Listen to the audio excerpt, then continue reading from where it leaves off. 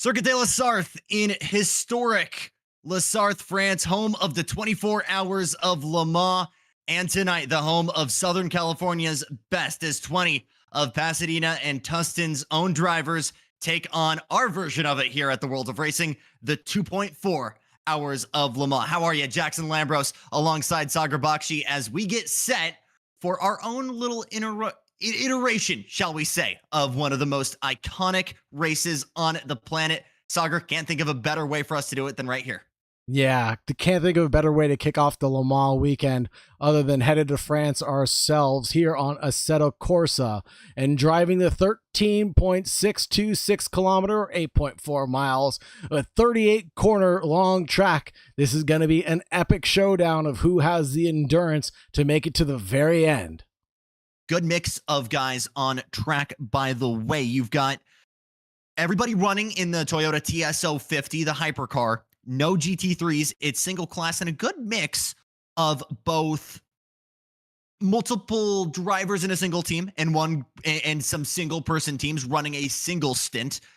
Being told right now by the folks at World of Racing that it will be a safety car rolling start. Unfortunately, not a old school Le Mans start. I was talking with the World of Racing guys, Cigar. We will not have people kind of starting at the wall and running over to the rigs to start at old school style. I think there was too much of a risk of maybe breaking some stuff there, but regardless, it'll be a rolling start. We're wrapping up qualifying right now, and I believe our grid is set.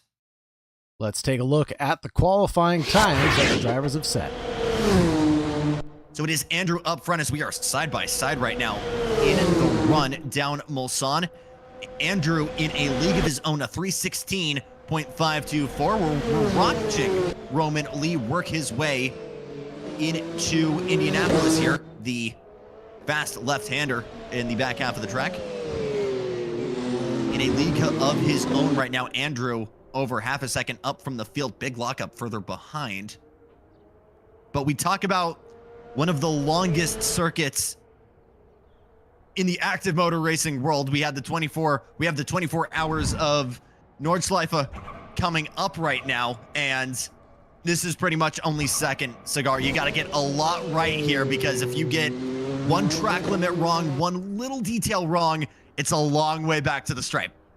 Absolutely sure of that. It's a long way back to pit road should you do incur some damage or have an incident that's going to slow you down. We obviously have the Mousseline Straight coming over 6 kilometers long before 1990, and the addition of those two chicanes where cars would reach 248 miles an hour.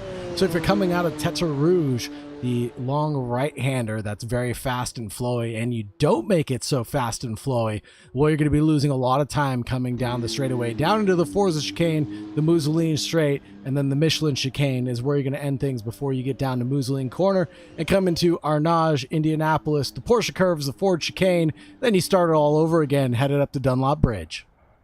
Very, very similar traits to its 24-hour brethren, Daytona International Speedway, in that you've got a couple of slow speed technical bits, a good amount of chicanes, but for the vast majority of this lap, you are running open roads, wide open throttle, and just trying to carry as much speed as humanly possible. For chicane, one of the slowest, big slide there from ADR, trying to get to the line. A little bit of time dropped there. Not sure if that lap was invalidated, but as we see the checkered flag wave, it will be 9th fastest. Good spread of guys right now. Again, nobody able to touch Andrew at the top of the field. Yeah, Andrew has always been a league of his own, and he's showing his pace. But the one thing that's going to be worrisome here is it's not so much about your one lap pace. It's going to be about your consistency and how you can manage the fuel loads. Expecting these cars to run about 45-minute stints, and if you're into that fuel saving window, you could potentially run at 55 minutes, which could potentially prevent you from taking an extra pit stop towards the end of this very long endurance race. So it's really not about who's at the top of the timing charts right now, but who will be at the timing charts once the checkered flag flies. Let's head down to the host cams.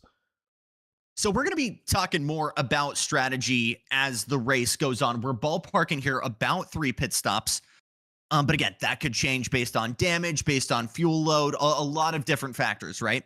But with how long Mulsanne can be, even with our 2 added chicanes, would not be surprised at all to see guys ducking into the slipstream, not even to overtake, but I'd argue just for the sole opportunity to make some fuel and maybe go a little bit longer. I think so. I think then reducing your number of pit stops will be huge here. We do have a very long pit stop at Le Mans and a very tricky entrance that includes 1 chicane. You're going to be bypassing the Ford chicane coming into the pits, but incurring another one on your way through pit road. And of course, we don't have real penalty applied, so track limits will not apply for cutting the chicane on your way down pit road, nor will slowing down at the 50 board. You can pretty much floor it all the way down into the pit stop and then get the auto limiter going there. But yeah, I mean, I think just saving that amount of time, the fuel will be very important for these drivers. So I'm curious to see who's developed a good strategy and who's kind of just winging it out there tonight. We will find out in just about 10 minutes time. We're going to step away briefly if that is possible, Cigar, and we will be back in just a moment for 2.4 hours of action here from historic Circuit de la Sarthe. Stay with us.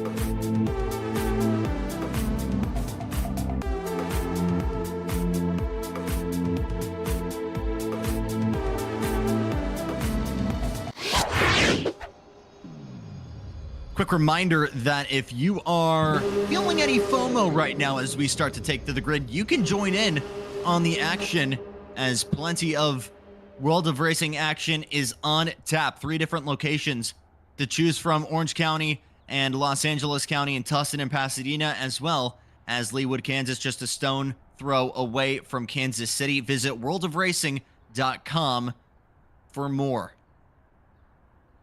Safety car getting rolling here as we start our formation lap for our 2.4 hours of Le Mans. Here's how they're going to line up. Hazmat is in 21st. Chris is in 20th. Freddie is in 19th. The OGs, one of our first teams, rolls off in 18th. Lee 17th. Eli is 16th. Tim is 15th. Heckman is 14th. Hunter G, which might be a team, might be a name abbreviation, we'll find out, is in 13th. Another potential, is it a team, is it a single person, we'll find out. Clay T is in 12th. Jonathan P11. Xavier at the back of the top 10. ADR in 9th. J-Rod is 8th. Renato P7. Christopher is 6th. Level on the outside of row number, on the inside of row 3, excuse me.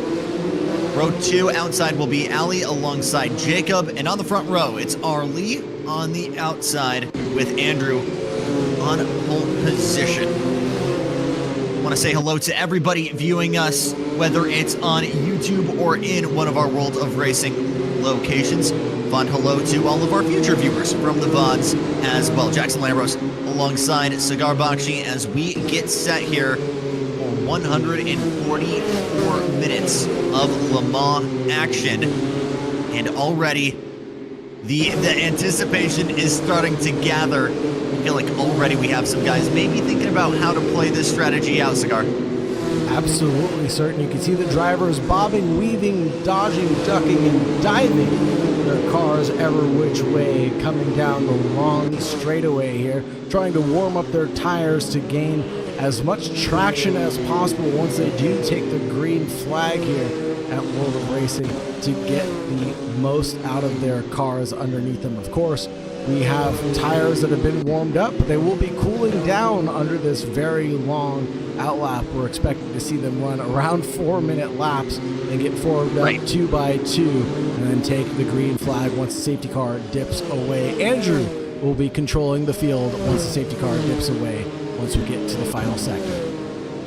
You make a great point mentioning that, by the way, Cigar, because yes, the field is going to go through a lot of condition changes because we're only running a tenth of the real life race distance in time, but we're going to have the time be sped up. So we'll get a full day-night cycle. The track will evolve in conditions and temperature. And another interesting thing we got to throw in here as well. Yes, we do have a safety car only for the start. No yellow flags, nothing to bunch up the field and help you. So a lot of raw strategy, raw pace is really what's going to get it done here as we say hello to other World of Racing commentator Mike now saying hello in chat.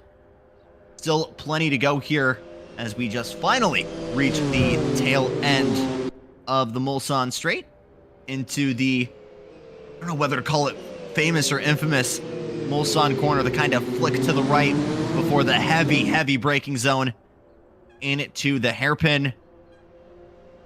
One of the most iconic and trickiest corners in motorsports. Not a lot of other places you carry that much speed into a braking zone. Absolutely. Let's go on board and see what the drivers have to contend with here behind the safety car.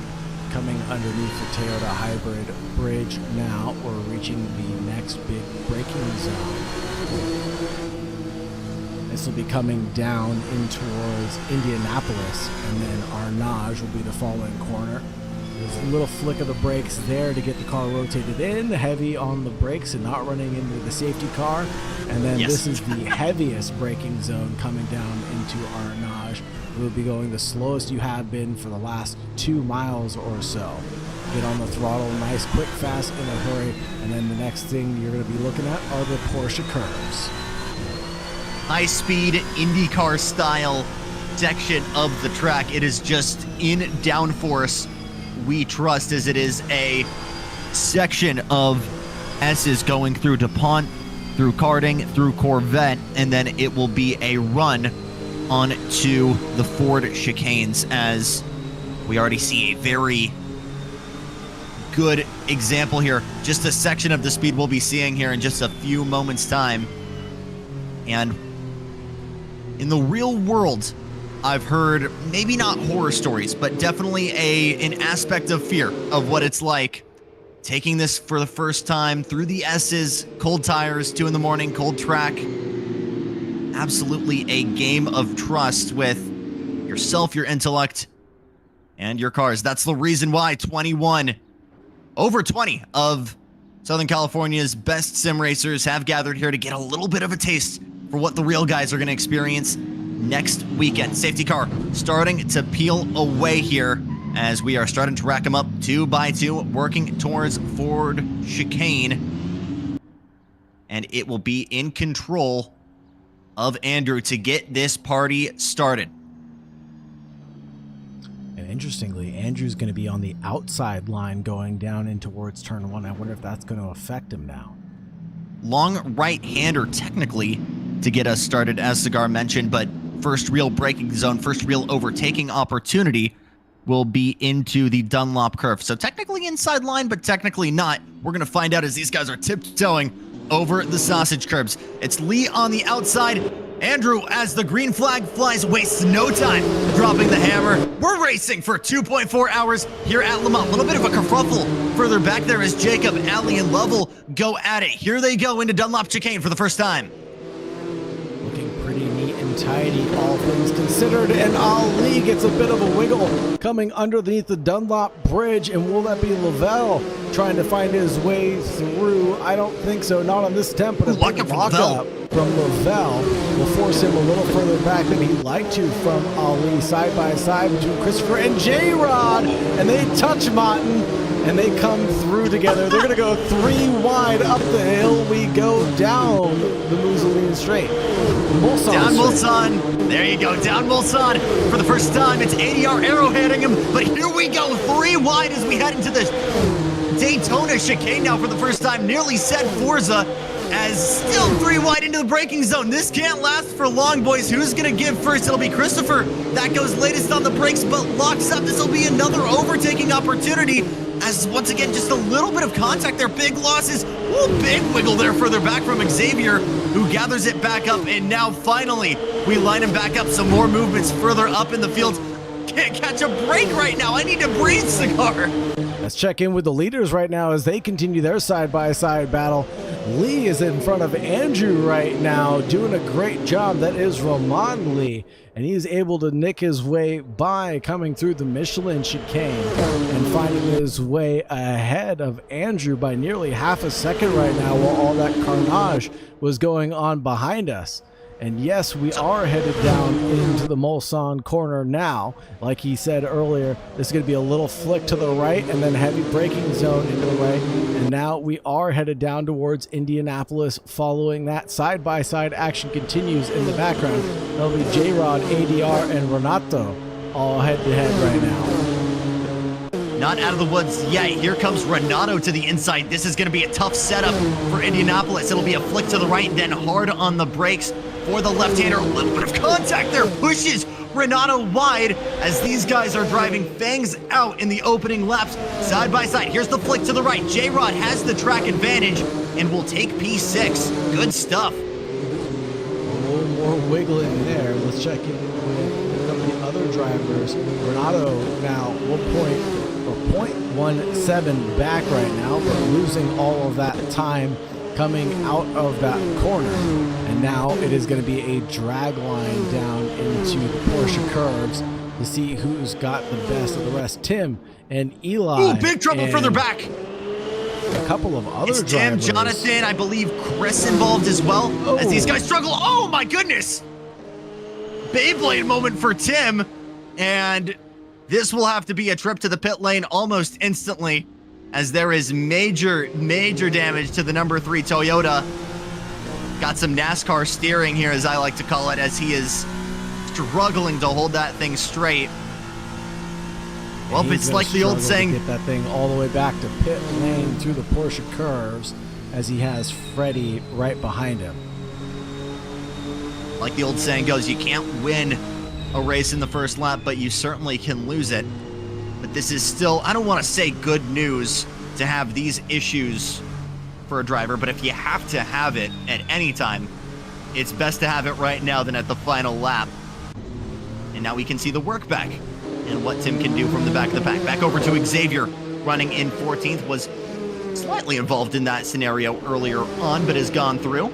He's right on the gearbox of the OGs as we've now finally finished lap number 1. We're working our way back on to the Mulsanne straight, and the battle for 13th is alive. A little bit wide there for Xavier, who gets the back of the car just a little bit levitated. The curbing at the back almost ramps up. Over to 7th. Alley with a good run will look to the right of ADR. And will almost take 2 cars, 1 corner. Big lock up there. That's a little bit over ambitious there from Alley, who has to back up. Will lose 1 position, might lose the second now as ADR gonna try and swing back to take 7th. I thought that was a good move from Ali, trying to box in his opponent with a slower car, but it just didn't end up working out well for him as he ended up being the slowest coming out of that chicane. And now we hear a couple of lockups from the cars in front of him, but I think all is well from everybody else on the racing surface. But that will be Jacob who did lock up and loses a handful of positions, now down into 8th position. Gap up at the front, still 9/10 of a second from Ramon Lee to Andrew. ADR and J-Rod going after it as well. Battle for the best of the rest continues to blaze on. Big move there, attempted from ADR, trying the outside into the Mulsanne corner. Was asking just a little bit too much there from those tires, turning and braking, asking everything possible from those fronts, just a little bit too much. But again, J-Rod not out of the woods yet. Here he goes, flicks to the left, and we'll try it around the outside once again. Still side by side. We're not at the flick into Indy yet, but ADR gonna have the outside and now become the inside. Here's the over-under from J-Rod. There's a little bit of contact door to door, and some things out driving for 5th right now is back and forth. These 2 teams are going. Absolutely grueling matchup between these 2 drivers. They are relentless right now and unwilling to give up any positions that they've gained up until this point. This is surefire going to end in tears right now as we get to the Porsche curves. It looks like ADR is trying to posture themselves appropriately leading into the final braking zone of the racing circuit as we head down into the Ford chicane. Very reminiscent of, say, the hill at Bathurst. Not necessarily a place you can get a move done, the Porsche curves, but if you're able to stay on the gearbox of someone, or if you are a guy who's able to maybe carry a little bit more pace than someone else, you are going to be able to stay in contention and maybe set it up for an overtake into the Ford chicane, maybe across the stripe, like Lovell doing right now, getting around Alley for P4. Great move there. Keeps it to the middle. Tries to make that prototype as wide as possible. Great overtake. Even better defense there. As J-Rod continues to receive fire. Renato with a radar lock on them. There's a little bit of a wiggle. Oh my goodness. Gathers it back up. Working through the S's. Just trying to get as big enough of a gap as possible going onto Mulsanne, trying to stay out of slipstream range. Trying as hard as he might, but it might not be enough. Renato looks like he is gaining a little bit of speed and momentum in that car, and maybe something to do with the setup. I can see the tents dropping away slowly as we get to the first chicane coming down the Mulsanne straight, but it's not quite enough just yet. The gap at the front has increased to 1.1 seconds on the previous lap, 1.7 back to Lavelle, then Ali, ADR, J-Rod, Renato, Jacob, Clay T, Hunter G, and there's your top 10. Still plenty of racing to go, as you guys can see on screen here. 2 hours and 10 minutes ahead of us as Renato trying the outside into the Michelin chicane. I think smarter of it, but has a little bit of a lockup still as these guys are trying to adapt to some cars with very, very touchy brakes. Again, Not a lot of race cars on planet Earth have to go from 210 to 40 miles an hour in the blink of an eye, but that's what you need when you're going into Mulsanne chicane or into Mulsanne corner here at the very end of the straightaway. Another look from Renato, this time on the inside. Still not enough. Learning the ins and outs of this Toyota hypercar. Big trouble further back. I'm not sure if it was a lockup. No cars around, but an absolute smoke show from some flat spots. It looked like this is Clay T leading this entire pack. Looked like a move maybe from Hunter G trying to get around Christopher. Now Chris with a really, really good run will look to the left of Clay. We'll go side by side. Once again, this is a place we've seen a lot of moves in the opening stages of this race, and it just gets so narrow so fast. But if you're brave, you can have the inside. And oh, trouble further back. It's Hunter G who goes around. A little bit opportunistic there with that lunge up the inside, and worse for wear is Hunter G right now. Looks like Clay T, Heckman, Xavier, and the OGs all make it out with their lives. Coming through the Porsche curves is Jacob and J-Rod, and they are nip and tuck right now. It looks like they cannot be separated by more than a paper clip or a piece of paper slip between them. But now it looks like J-Rod's slowing down, and Renato is going to have an opportunity of a lifetime to make an attack coming into the Dunlop Bridge. Had a little bit of a bobble coming out of Virage, and now that's opened up the door for Renato to get to the gearbox of Lovell. So this is going to be very, very interesting, as you know, there was some pace for Lovell, who was getting to the back of, it looked like was getting to the back of Andrew, and then J-Rod was showing some really strong pace as well. So it's very much who's attacking who right now, as we are seeing some very, very high levels of aggression this early in an endurance race. And we look at how much Team ADR has been on Jacob, has been on J-Rod, and you just gotta hope that this does not end in heartbreak, because clearly both of these cars, both of these teams showing very, very strong pace this early on, and hopefully it ends in some ethical wheel, not in the wall. ADR looking to the left now to clear Jacob, carries that momentum again. Not able to fully clear him, as there's actually a little bit more pedaling, it looks like, from Jacob, who will get that inside line going in to force a chicane. Big lockup from ADR, has to gather it back up. Keeps it together, but loses 2 positions, drops down to 8th in the process, excuse me. One of the things I do want to point out is Andrew's the fastest driver on track right now with a 17.4, if I'm not mistaken. So he is lapping faster than Roman Lee out in front and Lavelle from behind. So that gap should come down within the next lap or two. And he's chipping away about half a second a lap on Lee in first place, but separated right now by 1.2 seconds yet again. Andrew potentially making that crucial mistake through the chicanes, and just not able to maintain what he needs to maintain as far as consistency is concerned. But Lee is chipping away at those very consistent lap times, keeping a little bit of distance between himself and Andrew from behind. Looking at the leaders now, you can see how big that gap is. 1 second feels like an eternity in these race cars. So Roman Lee still leading the pack, but Andrew remaining in lockstep, actually now chipping away consistently as we get it back now into the mid-8s. Now it goes down to a second. So back and forth these guys are going on pace. But there's, more importantly, I think if you're within visual of the guy in front of you at any point during an endurance race, I think mentally from when I've been behind the wheel, it's like you've got a shot. You've got that far if you've chipped away at a certain delta. I'm not saying he's within striking distance, but that little extra bit of motivation of being able to see that guy at the apex right in front of you is absolutely something that's helping to motivate and fuel Andrew right now. As I'm saying that though, Lavelle just slowly chipping away now, and we might have a battle for second on our hands in just a couple of laps here. Very true. Lavelle is doing a commanding job of maintaining his touching distance with Andrew.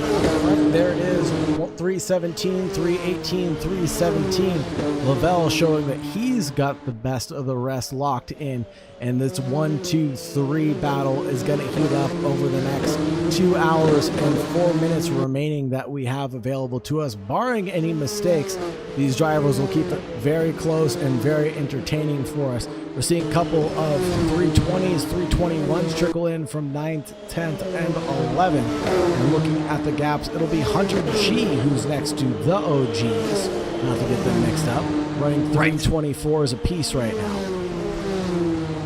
Fastest race lap I just had open and I lost it. No. I just had it. Oh my goodness. Here it is. 317.297. That was Mike Conway in this very car. Toyota TSO 30 Hybrid. That was in 2019. Fastest qualifying lap was a mid 15 from Kamui Kobayashi the following year. So we talk about fitting cars for this event. Look no further than the car that finally has delivered Toyota their victories in Le Mans that they have been fighting literally decades for. Very true, and the most winningest manufacturer at Le Mans as of 2023 would be Porsche, holding their dominance. The record for most overall victories at Le Mans with 19 wins, and their legacy at the track has been unparalleled. That should be a surprise to no one, as I believe it's Porsche that also owns the crown for most Sebring and Daytona wins as well. We'll throw this trivia at you right now as we're finally starting to see the pack dilute for the most part here. Can you give me the winningest driver, Cigar? Ooh, Buemi? That is a great guess. I believe he's in the top 10. Yes, he is. He's got 4. The guy I'm looking for has won this thing 9 times. Ooh, you've got me done. You've got me. I have no idea. It's Tom Christensen, Danish factory driver for Audi. First one in 1997, was part of Audi's reign of terror during the early LMP1 days, the TDI era when we were still running open tops here. Won 9 times. First one in 1997, last one in 2013. That's 3 more than the legend Jackie Ickx. Of course it's Tom Christensen. How could I have forgotten that? He does iconic track guides around Le Mans every year. And how could you forget a name like his? Is, of course, the man, Mr. Le Mans himself. One of the biggest names, not just in endurance racing, but with a criteria like that, easily one of the biggest names in motor racing, period. Long-time Acura factory driver and never a stranger. I don't think he's ever paid for a drink in Le Mans. So, one of the best to know the track, as we are seeing Xavier and Clay T try to have their own learning experiences here at La Sarthe. Slowly chipping away is Xavier, trying to get that number 3 car into the top 10. And I think we're torn between gaps right now because we have Tim next to Eli about 9/10 away. We have this gap between Clay T and Xavier about 9/10 away, and we have the battle for the lead separated by almost half a second right now. I think we're going to have to take our pick right now as the OGs come into pit lane with just 24 minutes of running. That's surprising. Very interesting strategy. I'm not sure if they're trying to kind of run the intentional alternate strategy, hope something weird maybe happens, or if there was maybe some damage, a bobble that caused some aerodynamic issues with that car. We'll have to go and check in on that momentarily. Looking at Andrew, though, not sure if there was maybe an issue from Roman Lee, but he's definitely getting himself into slipstream range. It's just getting yourself into maybe half a second or so, and then by the time you reach Mulsanne, you're going to be able to get pretty much to the bumper of the guy in front of you if you can just close that gap. Yeah, not much is needed to get the slipstream, but once you've got it, you've definitely been sucked in and being dragged along the racetrack.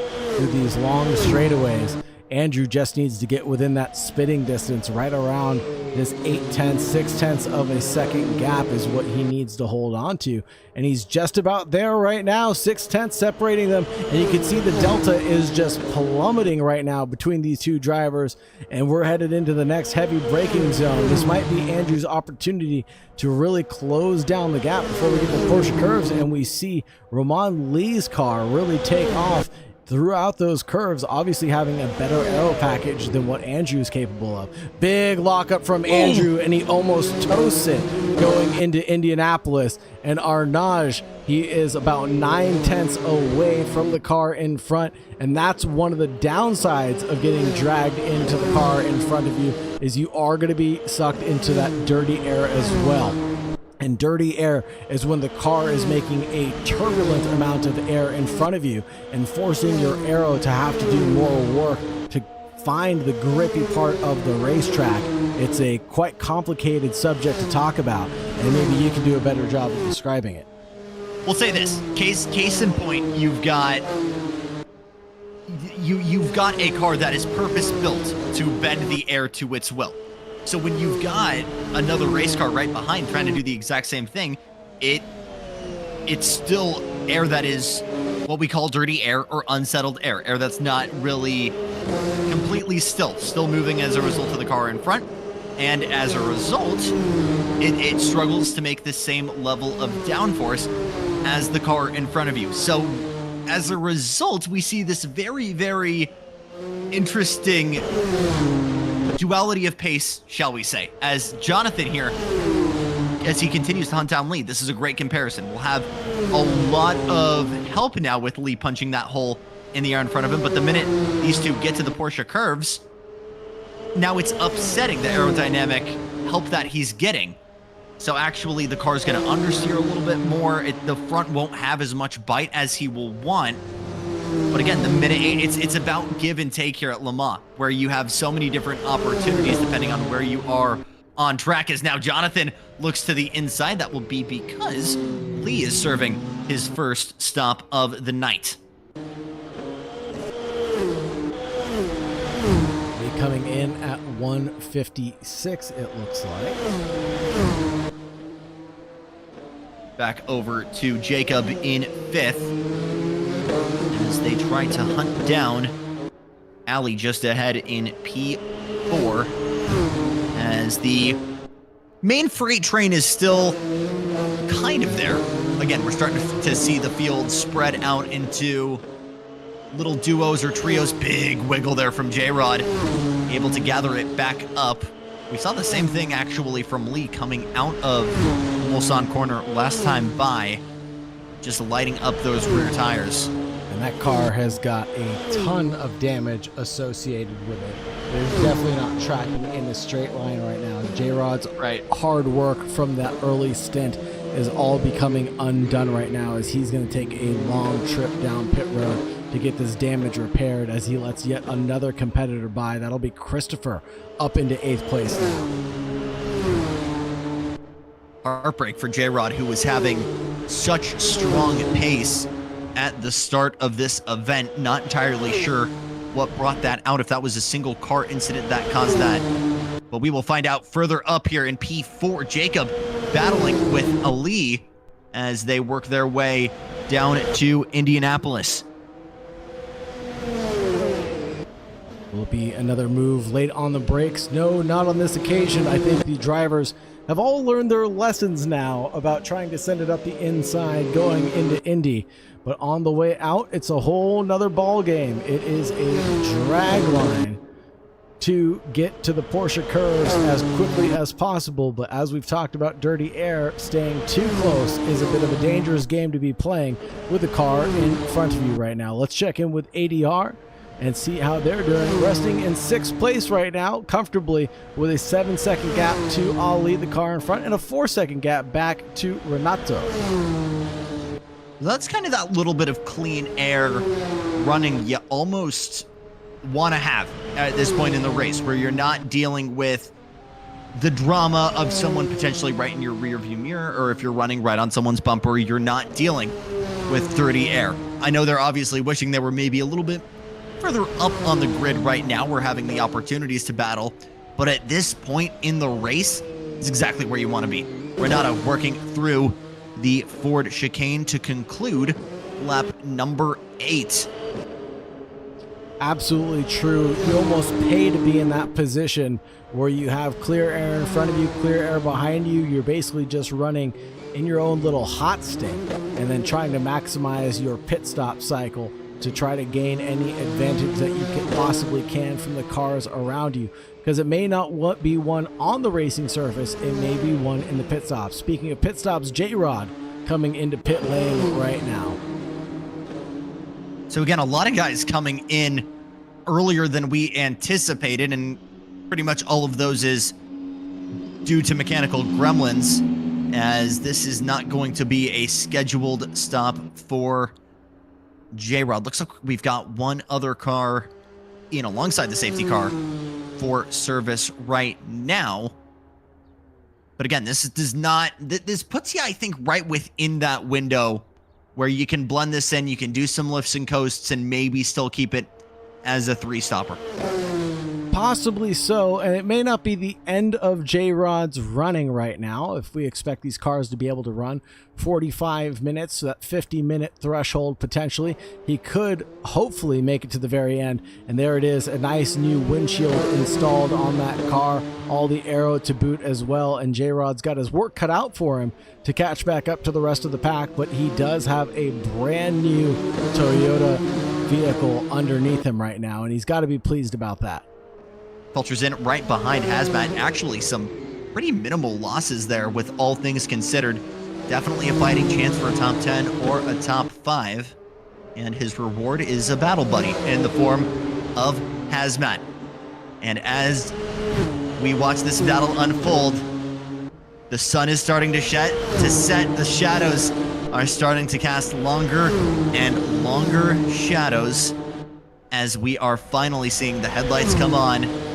And nighttime racing at one of the most famous circuits in the world, especially in the world of motor racing, is right around the corner. This is going to be absolutely beautiful to watch.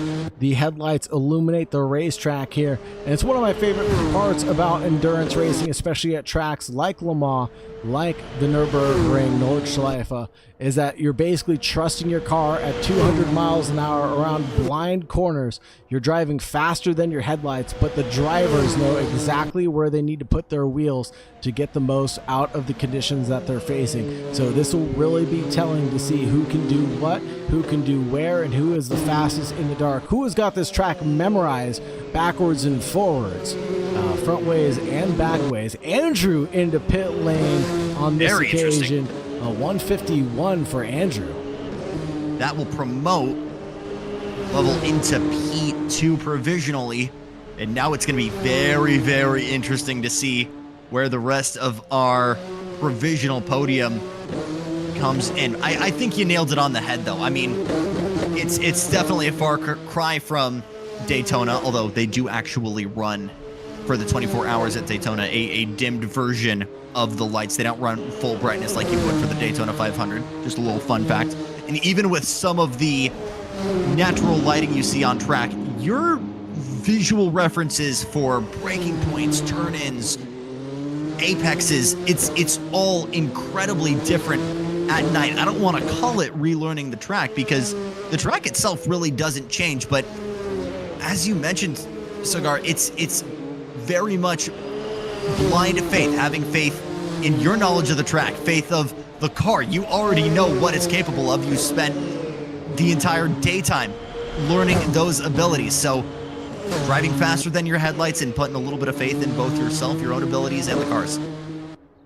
Yeah, it's really going to be the test of time here and who's got the faith with their machines beneath them. And that's one of the things that I love about racing the most.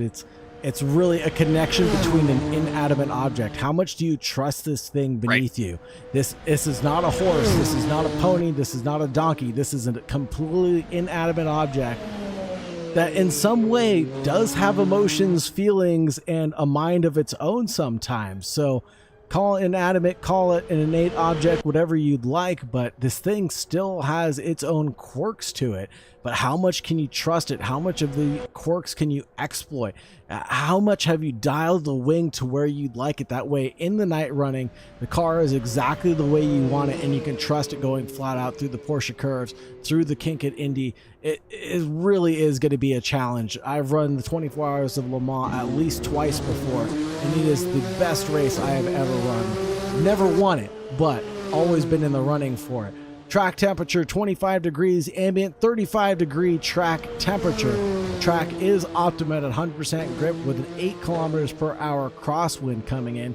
And like we were just mentioning, the night is becoming a reality. Going to be interesting to see how the wind plays into factor depending on bearing. I've talked to some of the Ford Performance drivers in GTD as actually some that will be at Le Mans for the Dark Horse Challenge, Jensen Altsman being one of them. The wind itself, not too much of a factor in feeling out the car. That won't upset the aerodynamics too much. But we talk about how much the slipstream is a factor, especially going down Mulsanne. If that's a headwind, that becomes a huge additive to how much that can hurt or help you depending on where you are on track. So depending on where the wind is and where it's blowing, that straight line speed is going to be hurt or help depending on where you are on track. Lovell finally coming in for their first stop.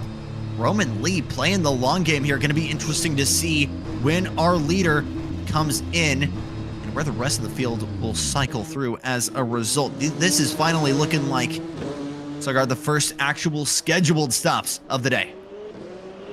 Very much so. The first scheduled stops of the day trickling in right now, and we'll have to see where Lavelle and Andrew come out side by side. There is on board with Renato. Let's switch over to Lavelle. There is Andrew going through on Lavelle, but they are closer than they were previously. I believe it was over a 1 second gap. Now it is a 1 second gap separating the two drivers. So Andrew getting that benefit of the undercut and obviously getting his tires warmed up. We'll have to see how Lavelle can hold up with these cold tires coming out of pit lane.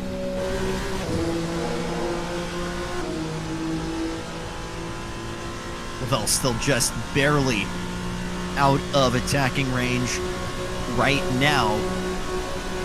But as these drivers get new pairs of shoes on these cars, you're once again getting new life that you kind of forgot you had at the end of the stint, how deep you're able to brake, how much speed you're able to carry. I don't want to call it relearning the car because these are drivers that know the limit of these machines at any point in their strategy, in their stint, in their tire life. But it is like a genuinely different race car with fuel back in it and with brand new rubber on.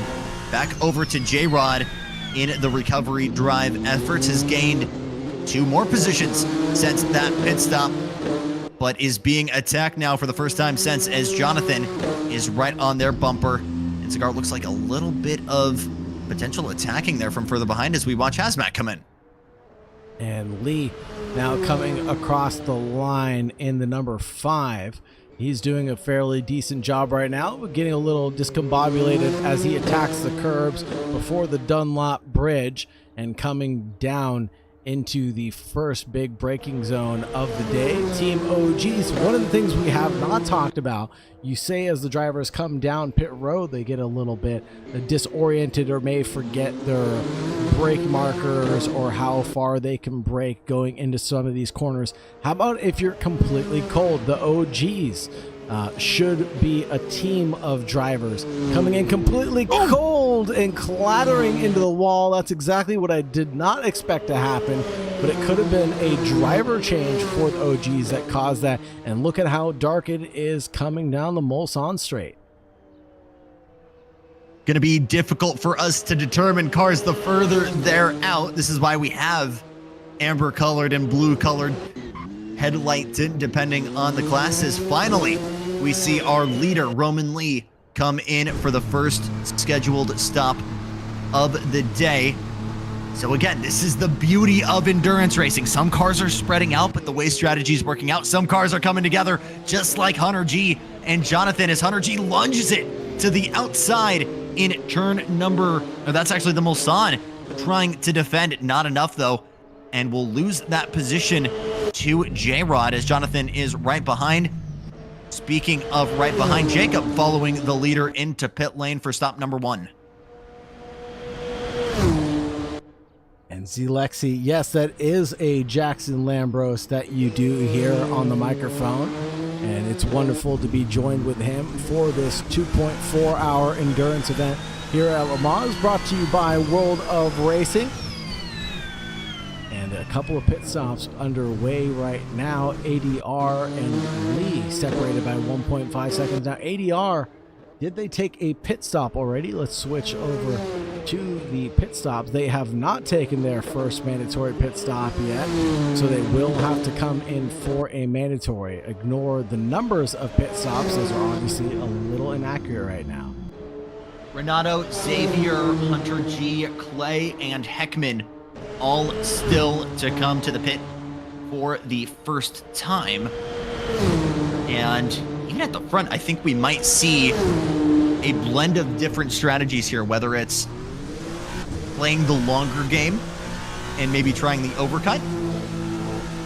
The minuteness of that, shall I say. And maybe we could see some guys trying to go more aggressive and opt for a 4-stopper. That would be a little hard pressed as Hunter G finds himself touching a little bit of the gravel there. I believe that is coming down the start-finish straightaway. Yes, he is coming out of the final corner, and down the checkered line he goes. Hunter G resting his head in 4th place overall. And let's switch back over to the intervals to see how far he is away. 3.7 seconds away from Jonathan out in front. And it is Lavelle and Andrew who are separated by just about nil right now. So our Lee, as we're watching Lavelle just chuck it on the inside of Jacob. Done deal by the apex there. Good stuff there for P4. Biggest winner in this first round of pit stops, absolutely Roman Lee, who gets 2 seconds of difference from the remainder of the fields, as ADR and Andrew, now Andrew, who was battling with Arlie for the lead, is now 5 seconds back. ADR splitting them still to pit. That must be a little bit frustrating for Andrew, who was hoping for a little bit closer of a fight, and now is sandwiched between someone on a different strategy. A little bit of a lockup there from both Lovell and Jacob, but still plenty of racing to go ahead of us. I think this is the part of the race where we do, in general, see the aggression be turned down a little bit just because of the limited visibility. That's not to say we're not going to see any battles at all. Say, for instance, Hazmat and Freddy, as Freddy, with a very good run here, goes side by side. But again, with limited visibility, this is the time to get your head down, put in good deltas, try closing the gap to the guy in front of you, and keep it in one piece. Keep yourself in contention for the battle at sunrise. Absolutely. You have to be there when daylight strikes to potentially win this endurance event. But right now, Roman Lee is doing a fantastic job. So is ADR, who has not taken their pit stop. They're running extremely long right now. I'm curious when they'll take their first mandatory of the evening. And then Andrew in 3rd place, Lavelle in 4th, Jacob, Xavier, Renato, Christopher, Ali, and Clay T will round out your top 10. 1 hour and 40 minutes to go here in our 2.4 hours of Le Mans here with the World of Racing. Xavier finally ducking in for pit stop number 1 from 6. That will promote Renato up into P6. And it is ballpark, how fast do we want to say, Cigar? It's about 30 seconds in the box itself, maybe another 20 for pit in, pit out. So ballpark 50 seconds to a minute being lost here per stop. Just about, yeah. So we expect ADR to fall back just shy of the top 10 marker, roughly into Clay T and Heckman's ball range, but hopefully not losing out on too much, because ADR has done a fantastic job of keeping it calm, cool, and collected for the majority of this race so far. Checking out Hazmat still, he is 5 seconds away from Eli out in front, but has passed the OGs and has gained himself a 5-second gap right now. That's pretty hefty and sizable as we go into the darkness of the backside of the racetrack.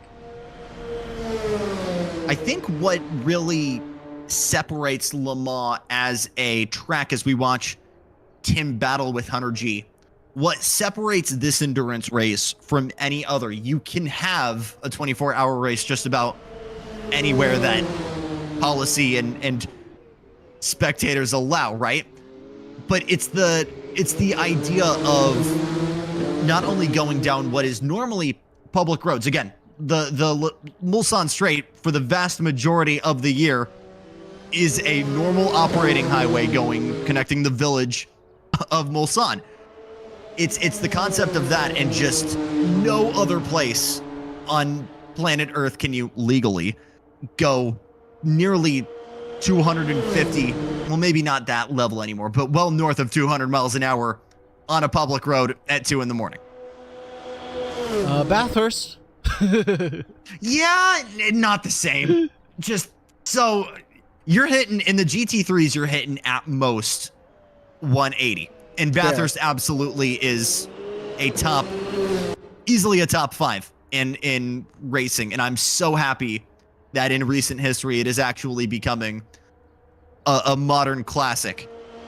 But again, I don't think there's anything quite like, and you could throw the Porsche curves in there. There's something just so unique about every single corner here as well.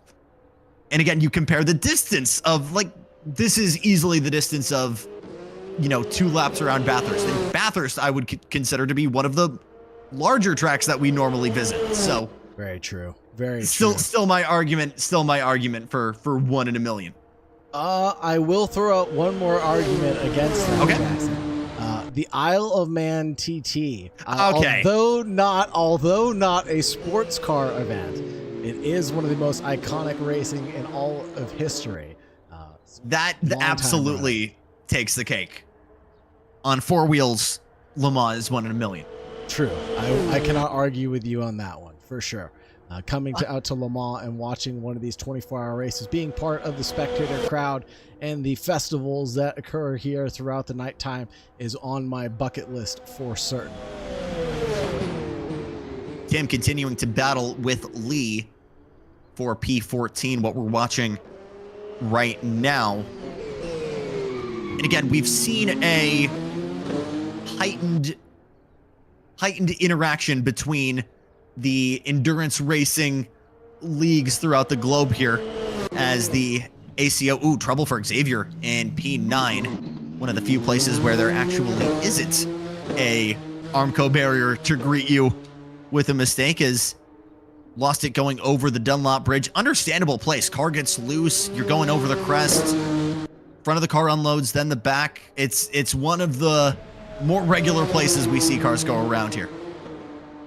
Absolutely not an uncommon place for the car to get light and airy underneath you. Approaching the Dunlop Bridge, coming down the Mulsanne Strait now. He seems to be doing okay and has not incurred any sort of damage. Back over to the battle between Tim and Lee as they cross the line. Tim just 0.2 shy of Lee's personal best on that previous lap.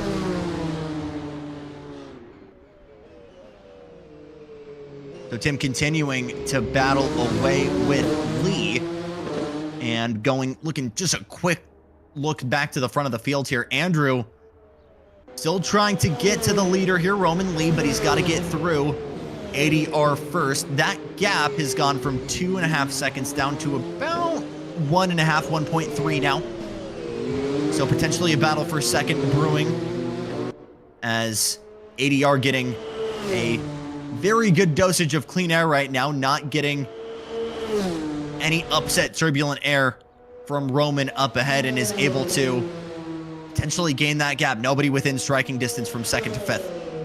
I'm really curious about ADR's strategy. Have they not come into the pit at all yet? They have have been running for just about 50 minutes at this point in time. How much longer can they keep on running for? And this will be a telltale of what the drivers can expect to run for their final stints as well. It looks like a lot of the drivers that started this race did not take full loads, expecting to chop this thing up. There it is, ADR, down pit road they go. So that answered my question pretty quickly, and I'll give you the stats in just one moment.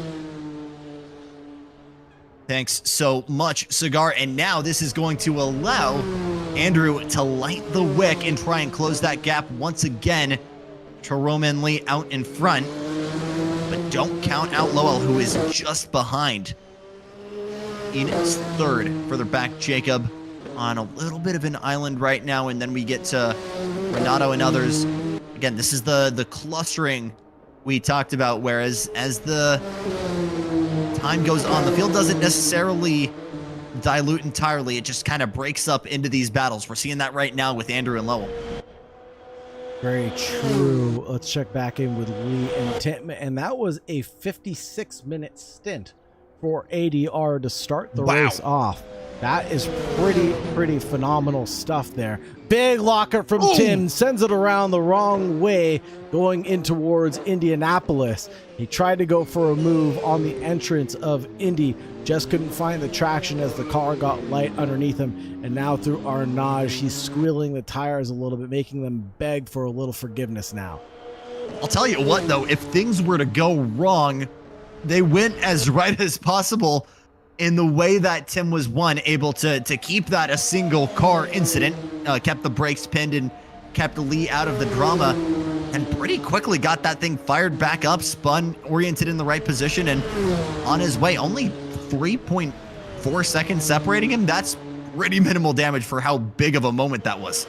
Absolutely certain, and did not touch a barrier or a guardrail or anything. And like you said, did not ruin anybody else's race with that attempt. Tim coming down pit road, if I'm not mistaken, on this lap. Yes, he is. Tim also performing very well on this opening stint right now. 1:32 is the time of entry. And that'll be a 58-minute stint for Tim this time. I think ADR could actually try pulling off a two-stopper here. Oh, man. No, because if 58 minutes is the maximum, they're still about 20 minutes shy on fuel. Yeah. But again, it's the way we're spreading this out, right? If the number is 3, we're approaching that in so many different ways. We've got, Lee doing it dead even. Some guys coming in a lot earlier to get on new shoes. So very, very interesting mix in how guys are approaching this for now. So we could see potentially these guys at ADR, running the same strategy and then have a very, very light car for the final stint. Or maybe this is a good setup and you run even to the end. We're going to have to wait and see as we look back over to third. Lowell in third, closing that gap, was 1.5 at the start of last lap. As they come back to the stripe, down to 1.2, just chipping away at second. A lot of maybe inappropriate contact with that curb there. Forced that four-wheeler to turn into an Isle of Man vehicle, because that thing was flying on 2 wheels for as long as possible. And Lavelle doing a great job right now, keeping this one calm, cool, and collected. Just chipping away at the time right now that he has remaining in this race, staying within that spitting distance between himself and Andrew, not going for any egregious or outlandish moves to try to get by Andrew just yet, but just keeping that line of sight that we talked about early on. And that's what keeps you going in an endurance race. Just seeing the next car in front of you is so crucial. And we will see lap traffic within the next 3 or 4 laps. The 17th and 18th place drivers, Hazmat and the OGs, will give it and take it away from the cars surrounding them. So that's going to be another very interesting aspect of strategy we're going to be dealing with here in the next 10-15 minutes. Again, this is not Formula One blue flag rules. You can race to hold your position. You don't necessarily have the ability to hold people up behind you, but you can absolutely race and hold your spot. You don't have to roll over and die and give that lap to the race leaders. So going to be interesting to see how that becomes a factor here for Lee and Andrew, as that gap could widen, that gap could narrow. We're going to have to wait and see. One of the other aspects here, though, is I want to say fatigue, because we've got some guys that are single stint in it who are doing all 2.4 hours. Some guys have handed them off, and there are advantages to both. If you're able to the disadvantage for the team certainly is you've got another driver that's got to learn and adapt to the car. But the simple answer for a 2.4 hour race is you get tired both mentally and physically. I mean, I've been very lucky to drive these setups at World of Racing at their Tustin Center, and even 40 minutes in the motion rig with the full force feedback, that can tire you out. Absolutely. Especially driving these full motion simulators, you're feeling every bump in the road. It's jostling you around. Of course, you've been inside one of these simulators. Talk about how physical they can be on. I think I got to experience it in a very intentionally saturated way. I threw it at Laguna, and I was like, I just want to know what the corkscrew feels like with this. And it was unlike anything I've ever felt. If you've never driven a simulator with haptic feedback, I don't think it necessarily gives you pace, but it gives you, I think, consistency, something else to feed your nervous system, and something else you can use to remember things. Where there's this little drop in the track is where I can brake. I'm feeling areas of the track that I didn't even know existed in the first place. It's so hard to put into words what this Sim Integrale system is like, but you just need to go. If you are in Southern California or in the greater KC area, you've got to go and try it for yourself, because as someone who's grown up on a G920 with a lawn chair, it's like going from commercial to private, and it is a very, very different world. Very interesting world as well. And we've got a couple of commenters in chat. Let's go World of Racing Kansas City, says Brian. Thank you very much, Brian, for being here. The LN says Freddie Pookie win. Freddie go beyond, push past the limits, go plus ultra. The LN must be the significant other of Freddie. Let's give Freddie the well-deserved screen time. There we go. For Pookie. Chris Gutierrez says the stream is looking good. Thank you very much, Chris. And Chris, is this a sponsored event, or anyone could have joined? And the World of Racing anyone could have joined that question. Thank you very much. Anyone could have joined. Just got to head down to your World of Racing Center in Pasadena, Tustin, or Kansas City. And yes, absolutely, Chris, come down and check it out. Get involved in some of the racing action and get onto the racing simulator. And these things are equipped with some of the most high-tech equipment that you can possibly get on the market right now. And the feeling has got to be absolutely sensational. Direct drive, force feedback wheels, professional grade, like carbon fiber, formula style rims, and again, Sigma Integrale, full motion actuators. It's industrial professional grade stuff. It is unlike anything in the world. And there's a reason that Samantha Tan and her racing team chooses World of Racing to practice. It is truly unlike anything else. Back over to the track here as we are watching Freddie try and go even further beyond right now from P20. It's been the comeback drive as he was involved in that opening incident at lap 2 in the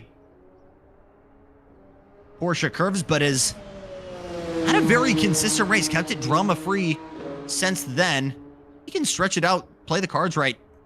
Definitely a top 10, depending on how the strategy goes. Big thanks to Christina in chat. You're doing a wonderful job calling the race, gentlemen. We appreciate it. The endurance races are always a little bit more challenging, just because we always have the track. One, it's always hard for us to kind of see what's on track whenever we get a plethora of headlights. I know that's Christopher at the middle of the screen there. I believe that's Renato in front. Yes, it is. One of the first battles we'll actually see tonight on the run into Mulsanne. Christopher chucking it to the inside, as this is actually, I believe, the run towards Indianapolis. Yes, it is. So Christopher around the outside will take that from Renato. And now we'll have to see what Renato can do to potentially swing back. Still definitely keeping him at bay. Going through Arnage. Not close enough. Both of these guys trying to close the gap to ADR. ADR still in 5th place, super surprising. And like you said, it's not over for some of the drivers that are at the back of the field right now. The OGs, Hazmat, Hunter G, Freddie, and Chris. It's not over just yet. The pit stop strategies could play in their favor for them to make it to the end and fall into that top 10 spot. But it'll be awfully challenging for them to do it. Their pace and their consistency are going to have to be on point to make it to the bitter end. No more mistakes like we saw in the early opening laps, but I don't expect to see any more carnage between these drivers. Let's check in with Tim and Eli, as they're within half a second of each other right now. Two guys further back trying to claw their way back into the top 10. I thought I saw Renato work his way into the pits. He's on his way to stop number 2. Tim's on his way to P14, trying the long way around the outside. Big sideways moment there for Lee. I'm not sure if he totally kept it out of the wall. Ooh, big moment there. Has it broadside at the apex of Mulsanne. And oh my goodness, Dukes of Hazzards it while trying to get it on track. Maybe a little bit of harm, but no foul. And we'll hold on to P16 for the time being. I'm looking, actually. There might be a little bit of damage to the front of that Toyota. Sagrat, I'm not sure. Go on board and see if there's any damage. It looks like the car is tracking straight, doing a good job of taking Indianapolis fast, hard, and the quick way. And then now we head down into Arnage. It looks like it's pretty clean for the most part. Managed to just keep it out of the barriers. If he did have some damage, it's very minuscule damage that he did take on. But right now it's up to Ramon Lee in first place. Andrew, Lavelle, Jacob, ADR, Christopher, Ali, Xavier, Renato, and Clay T into the top 10. J-Rod. And I believe there were cheers for J-Rod to lock in. Let's check out where J-Rod is in 11th place. He's in a gaggle of cars right now. He's got cars to the left of him, cars to the right of him. Here he is. It's J-Rod stuck in the middle with you. Trying to get that number 3 machine back into the top 10. He's got Clay T in front to try and get through. And I'm not sure if this is where you want to be at this point in the race. It's good to have drafting help, sure, but any potential battle is time lost, is delta lost, is race pace lost, which is how Roman Lee actually really built that gap at the opening of this race. As Andrew and Lowell were going at it. So I think we may be seeing a little bit of conservation from J-Rod. I don't think you could say that for everybody. Not all of their cards are down on the table quite yet. Maybe a little bit of conservation as well, and just saving the tires, trying to stretch this stint out. Of course, the commentator's curse is alive, because the minute I say that, he is within about half a second now of Clay. I don't think that's Clay. That's Hunter G. Oh, it is. It's Hunter G. Lap traffic. Yeah, lap traffic. So you're absolutely right. This is not where you want to be at this point in the stint. Having lap traffic in front of you is never a good place to be. It kind of just throws you off of your rhythm. It throws you off of your game. You're following bad or inconsistent lines sometimes. You kind of just get sucked into it until you can get past the car in front. Yes, sure, the drafting helps quite a bit, but at what detriment as well? You're stuck into the dirty air coming through the Porsche curves. That's no good. You're driving in optimum lines. That's never good. You just kind of get sucked into some bad habits, and like I said, you get thrown off of your game and your pace. Eventually, it's going to take a toll on you and the wear and tear of the car. But like you said, we're losing that time between himself and Clay T in front. It's 5.1 seconds right now being the gap, and I imagine that's just going to keep on getting bigger until he can get past Hunter G out in front. How much of an adversary is Hunter going to be in this scenario? Again, not necessarily within striking distance yet, still about 5 or 6 car lengths separating those two, but once that gets to less than 3 cars apart, how much is Hunter going to defend to stay on the lead lap? We're going to have to wait and see. A little bit of a lockup, it looks like, as some smoke coming out of the number 2 machine as they work their way back through the S's and towards Mulsanne. I want to take a look at how much these guys are running the outside curbing, because we were seeing some cars getting some airtime here, running as wide as possible, getting on the curbing. Little bit of a jump there to try and carry as much speed on it to the Mulsanne straight.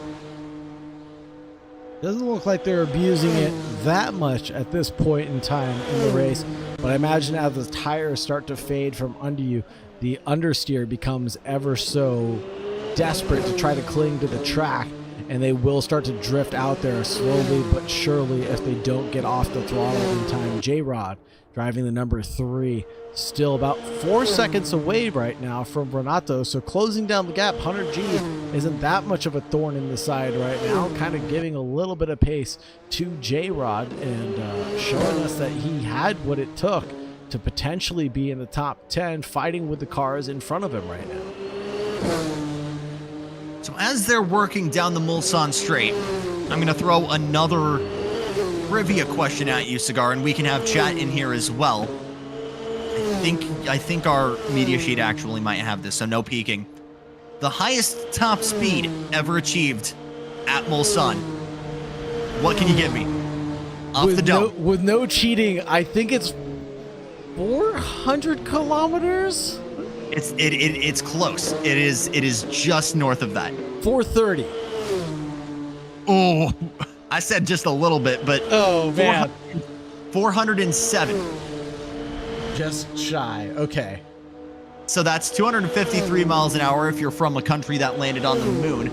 It was 1988, I believe it was Peugeot, where it was Peugeot with the with the P88, and the whole goal was essentially knowing that they weren't going to win the race, but the belief from Peugeot that if they could just try and set the top speed record, that would help for selling the then new 405 saloon. So literally just made that thing as aerodynamically slick as possible, cranked all 910 horsepower on tap, started 36th on the grid. I don't think it lasted all 24 hours, but it was the first car in Le Mans history to break the 400 barrier.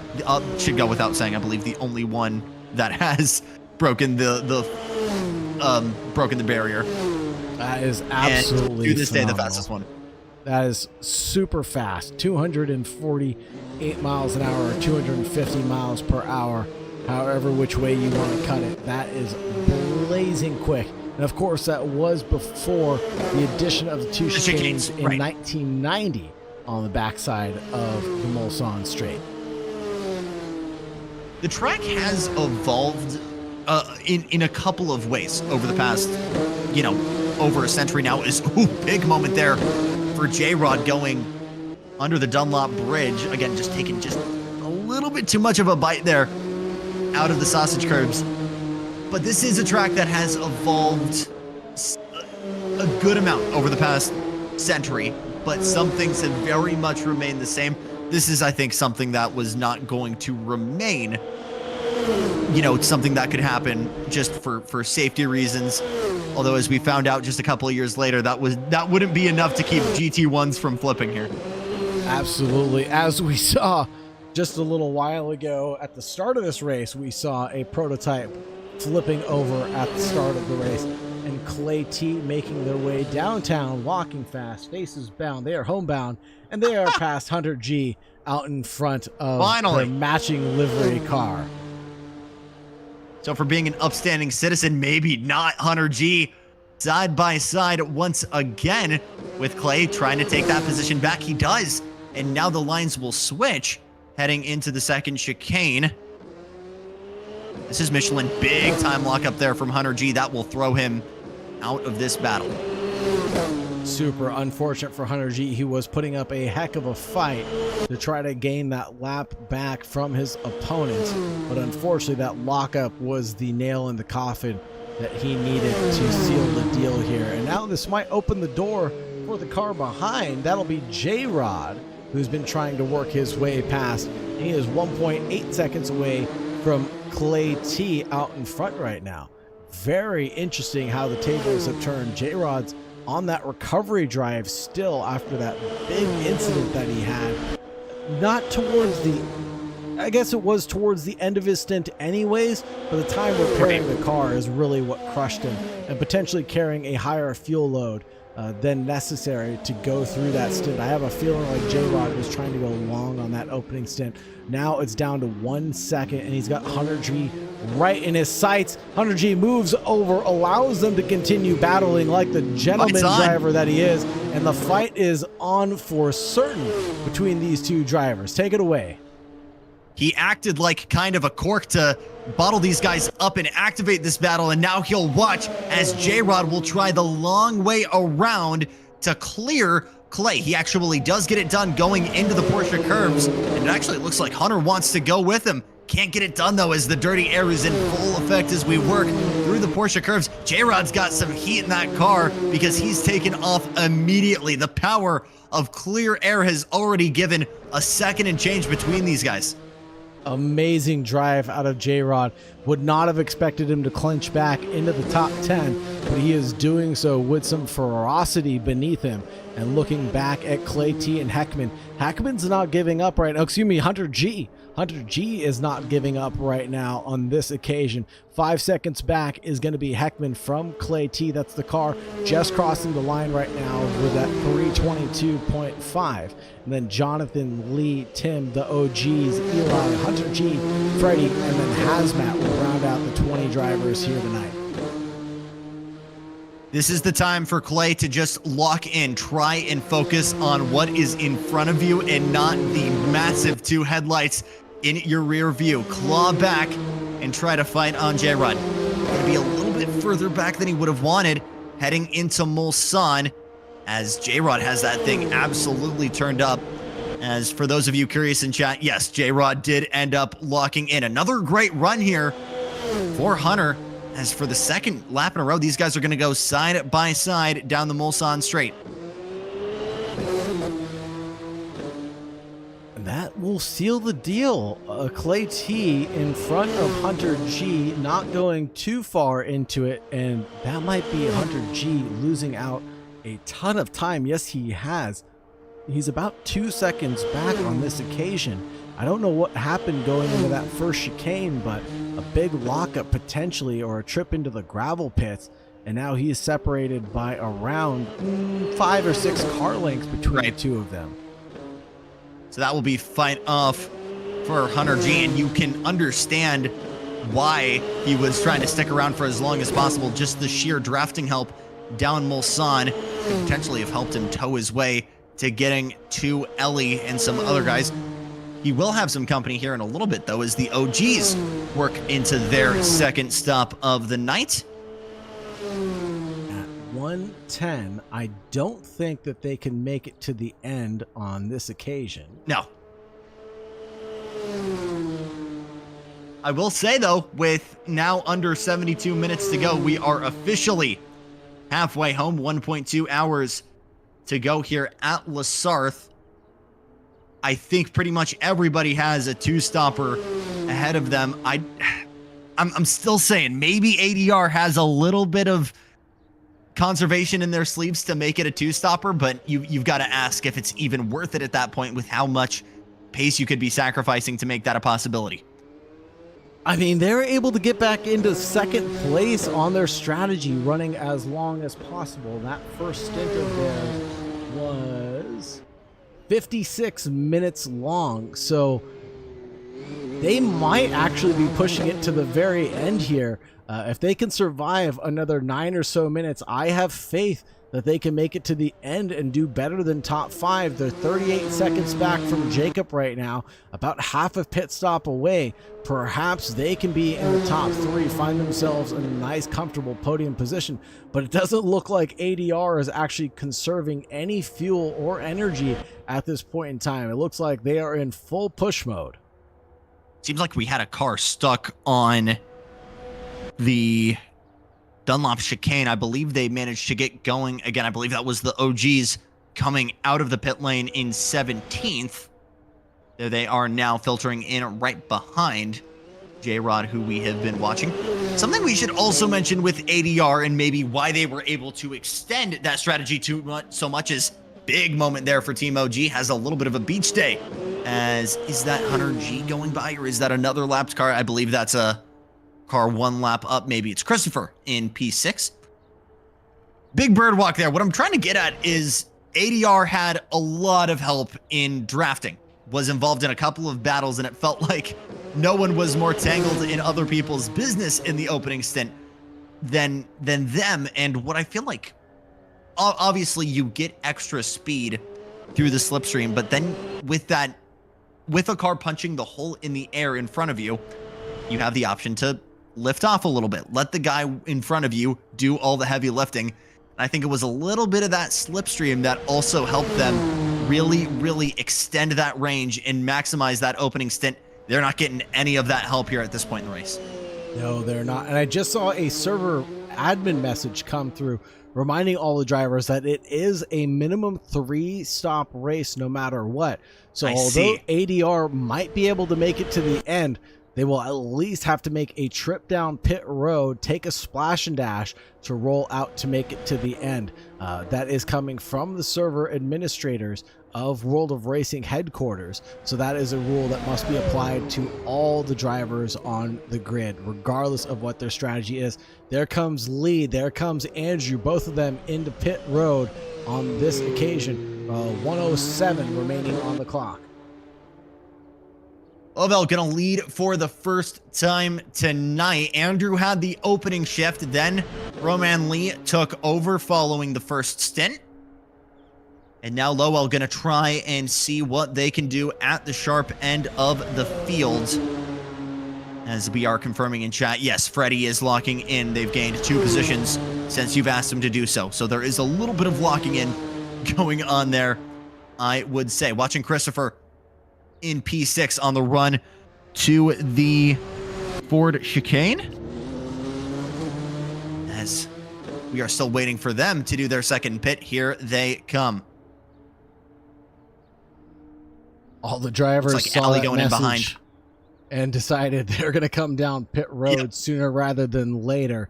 And apparently they all saw that they were capable of going the 58 minutes, but realizing that they have to take the mandatory stop anyways, why not get it knocked out of the way sooner rather than later? Try to perform an undercut on fresher tires than the cars around you at any given point in time.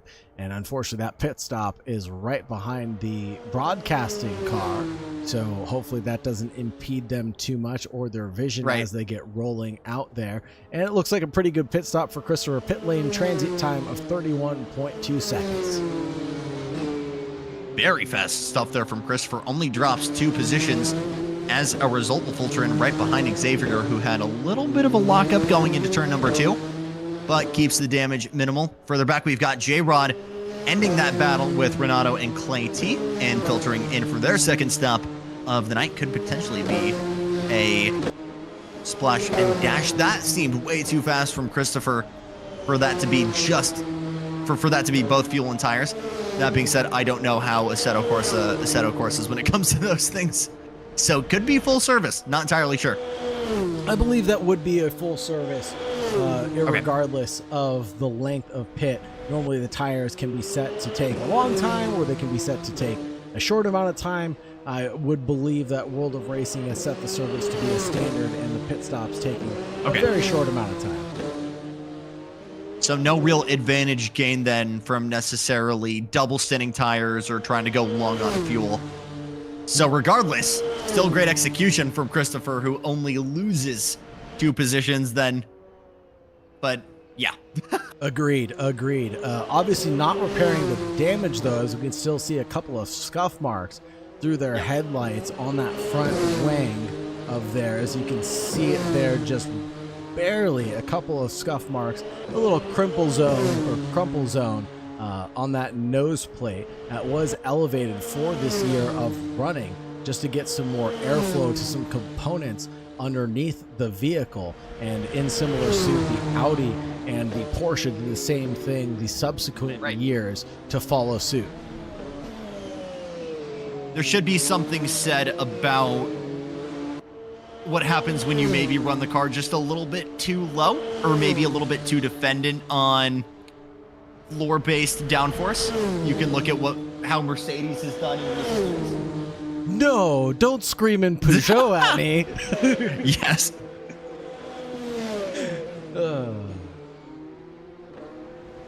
They tried. We can at least say that they tried. No, absolutely, different. they tried. Until they switched over to the 9X8B, if I'm not mistaken, the one that does have the wing on the. Does have the wing, yes. Yeah. I was trying to get to. I do want to do a little bit of a story time here about the Mercedes flip, because it is incredible to see Mercedes return with the AMG GT3 and run the Silver Arrows tribute. But again, if you rewind to 1999, you had 2 different Mercedes flipping, right? So one of the favorite stories of mine that I've learned from that is, as we've got a big moment there for Heckman. Fortunately, did not gather up Clay T as a result. But I mean, if you've been on YouTube long enough, you've seen the CLRs flipping. You've known what that's been like. Peter Dunbrick in 1999 flew off of the circuit and ballparked it onto a part of the track that was still technically open road. Landed pretty much 2 feet away from, not 2 feet away, but pretty close to a French police officer, who walked over to the car, asked him if he was okay, and then immediately after asked for license and registration. Peter had no idea what he was talking about, asking the French officer, I was in the race, what are you talking about? And he's like, I am aware, but this is now off of a racetrack on public roads. I need to see your personal documents. So Peter walks back over to the radio of the car, says, hi guys, yes, I'm fine. I'm gonna need someone in a tugger to come over with my personal documents, because now this is an off-track ordeal. So added salt wound for Peter Dunbrick's race, and ultimately one of the funniest stories I think I've ever heard of all. One of the added little quirks of running, I guess, at an endurance race circuit. That is hilarious. I've never heard that story before, and I couldn't imagine the look on your face when you go, what do you mean? I was in the race. He goes, I don't care. I was in the race. You watched me flip over and ballpark it right next to you. And I get why you need to do that. It's not going to be the same unless we're either of us. That is absolutely hilarious. 101 being the pit stop for Lee.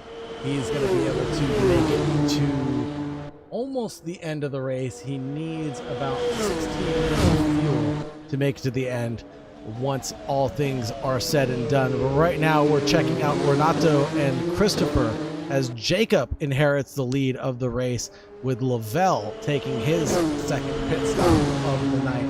Again, right around the 1 hour minute mark. So if you put the whole race behind you at this point, you've got a 1 hour sprint race pretty much with 1 pit stop to go.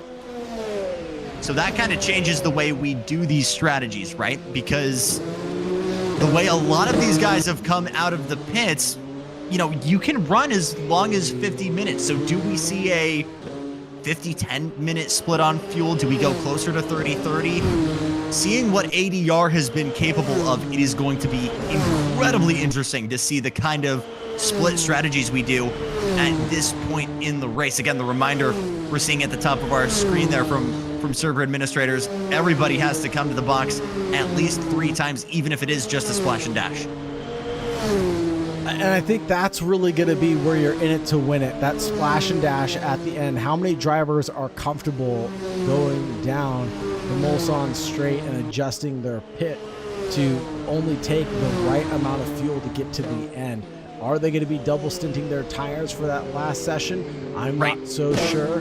It seemed like it was a pretty quick pit stop. Will it be advantageous or not? Not too sure.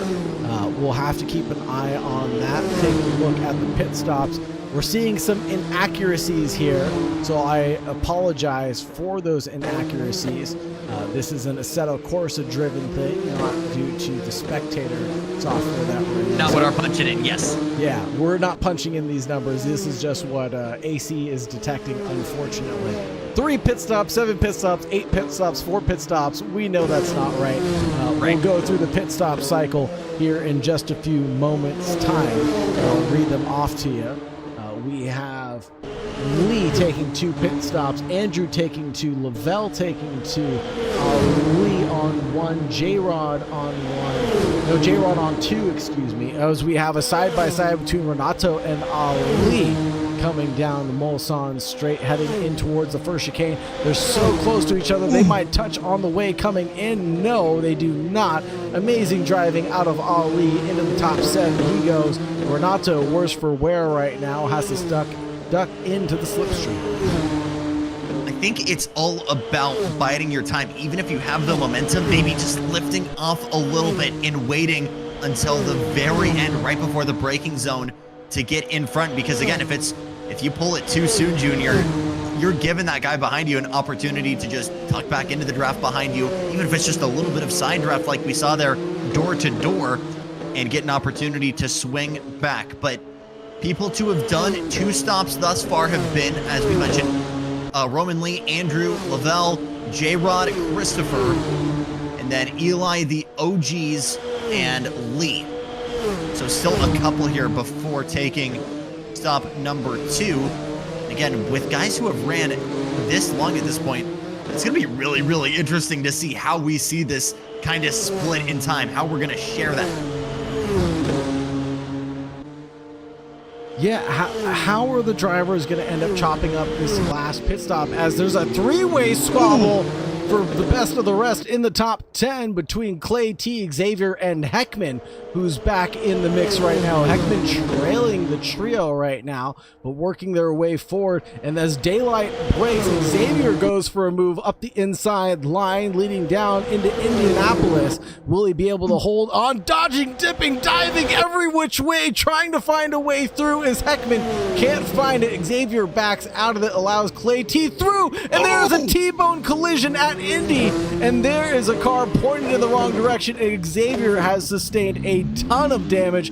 Heckman, who kept his nose clean throughout all of that, manages to come out on top. 9th place for him as we approach the final hour of racing.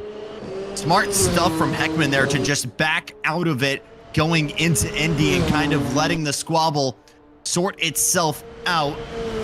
I'm trying to figure out who was who. It was one car who I think just locked it up on the brakes and lost control themselves, was going broadside into the corner, and it looked like just with nowhere to go, Clay collected them as well. It's going to be interesting to see what kind of damage these guys might have. And at that level of speed, with 3 cars going into one of the tightest, most technical sections of the track, I mean, Cigar, it felt like it was something that was bound to happen. Yeah, 3 do not go into 1, that's for sure. And that will be Clay T coming down the pit road to serve their second of the night with 55 minutes remaining. We know that doing this kind of stint time is possible. And again, with Clay T, this is just an earlier stop than planned for second. So this is going to be a 55-minute split here before coming in one more time. We're very much stagnating towards what looks like to be a sprint race here to the absolute finish. Oh, 110%. We are looking at a sprint race to the end of this endurance event, and it is going to be absolutely phenomenal to see how the drivers end up chopping this one up. Who's going to botch their pit stop? Who's going to take too much Right. fuel to make it to the end? Who's going to not take tires and try to roll the dice on this occasion? ADR might be lucky enough to say, I'm not going to lose anything, but I could gain a whole lot. Let's not take tires. Let's try to make it to the end. But all drivers must pit 3 times, as the server admins mentioned, for the final time to the drivers, that they must make at least a 3-stop minimum to make it to the end. So although some drivers are working a 2-stop strategy, it's just not going to work out for them.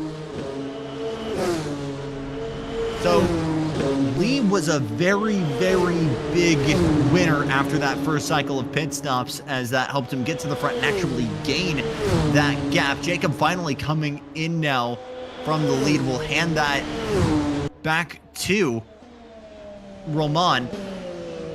But that gap is actually narrowed here since first and second have gone in. That was formerly 7 seconds, excuse me. And now down to less than 4. So, still not within a battle range, certainly. But Andrew with another opportunity to take the lead back from Roman, as Jonathan tries to close in on Clay for P12.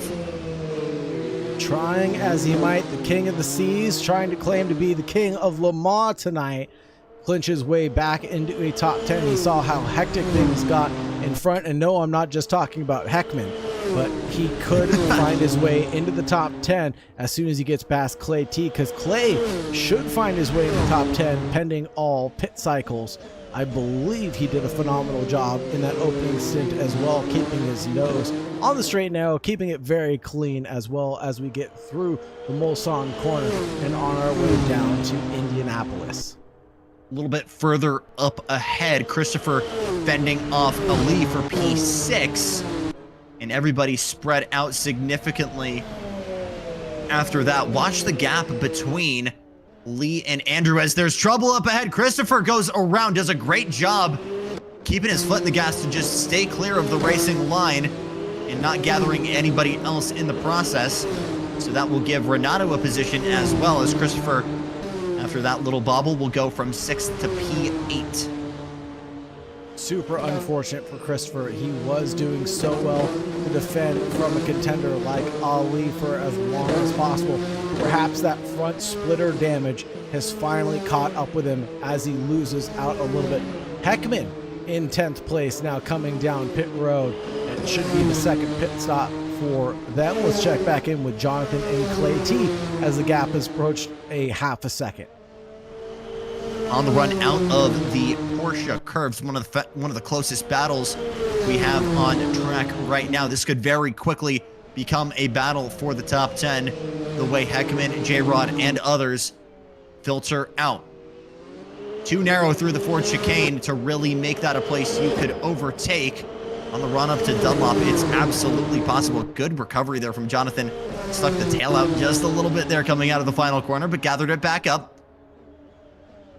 And this is where we saw some issues earlier on for Christopher, just taking a little bit too much of that sausage curb.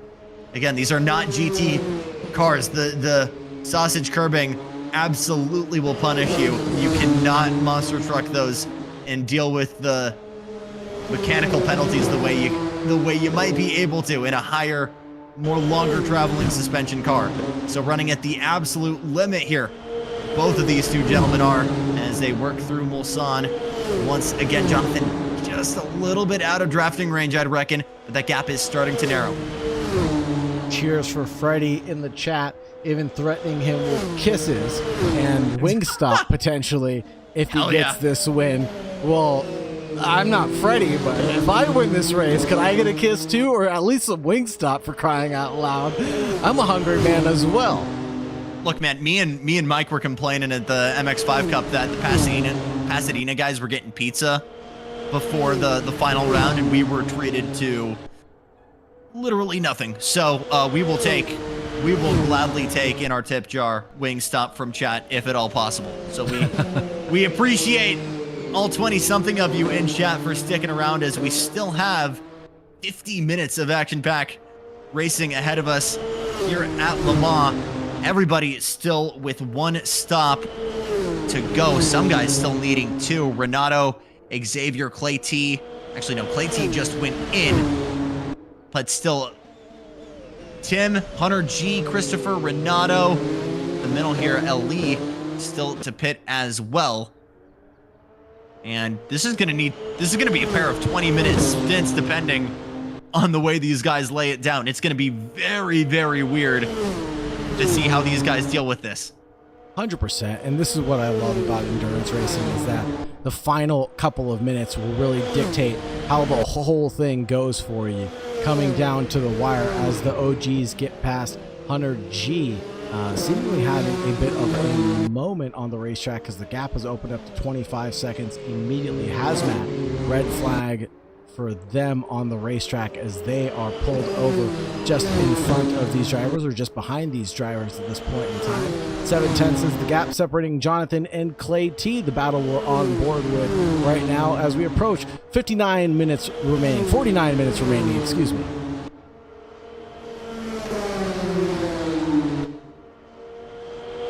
Gap between Jonathan and Clay T widening now just a little bit. Again, this is about what we would expect in these kinds of conditions, as Jonathan runs a little bit wide there, working out of the Corvette corner on the run to the Ford chicane. Again, if it's a 2-car kind of ordeal like this, gap narrows going down the Mulsanne straight, and then on the way back to the line, typically dirty air kind of spreads him out. But Jonathan with a really, really good run here, he'll have an opportunity as we ride on board with the King of the Seas car and the run into the Dunlop chicane. A little bit of a wiggle there. Clearly a loose car, and maybe some tires getting close to the end of their life. Just a little bit too much. Running wide there as another little bit of a bobble. Both Clay T and Jonathan overdriving and at the absolute limit here with 47 minutes on the clock. Jonathan, very, very wide monster trucks it going out of Tetra Rouge. And that is major, major speed loss in what was supposed to be the prime opportunity to overtake. He's going to watch Clay T disappear off into the horizon.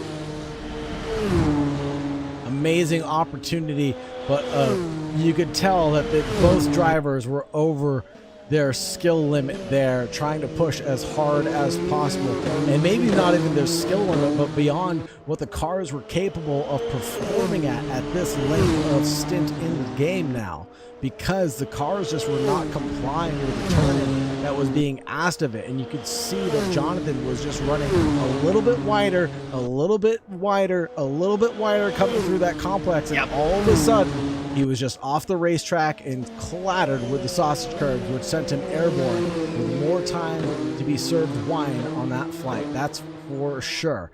And he is flying now, trying to close down a 1.5 second gap, and it is coming down slowly but surely.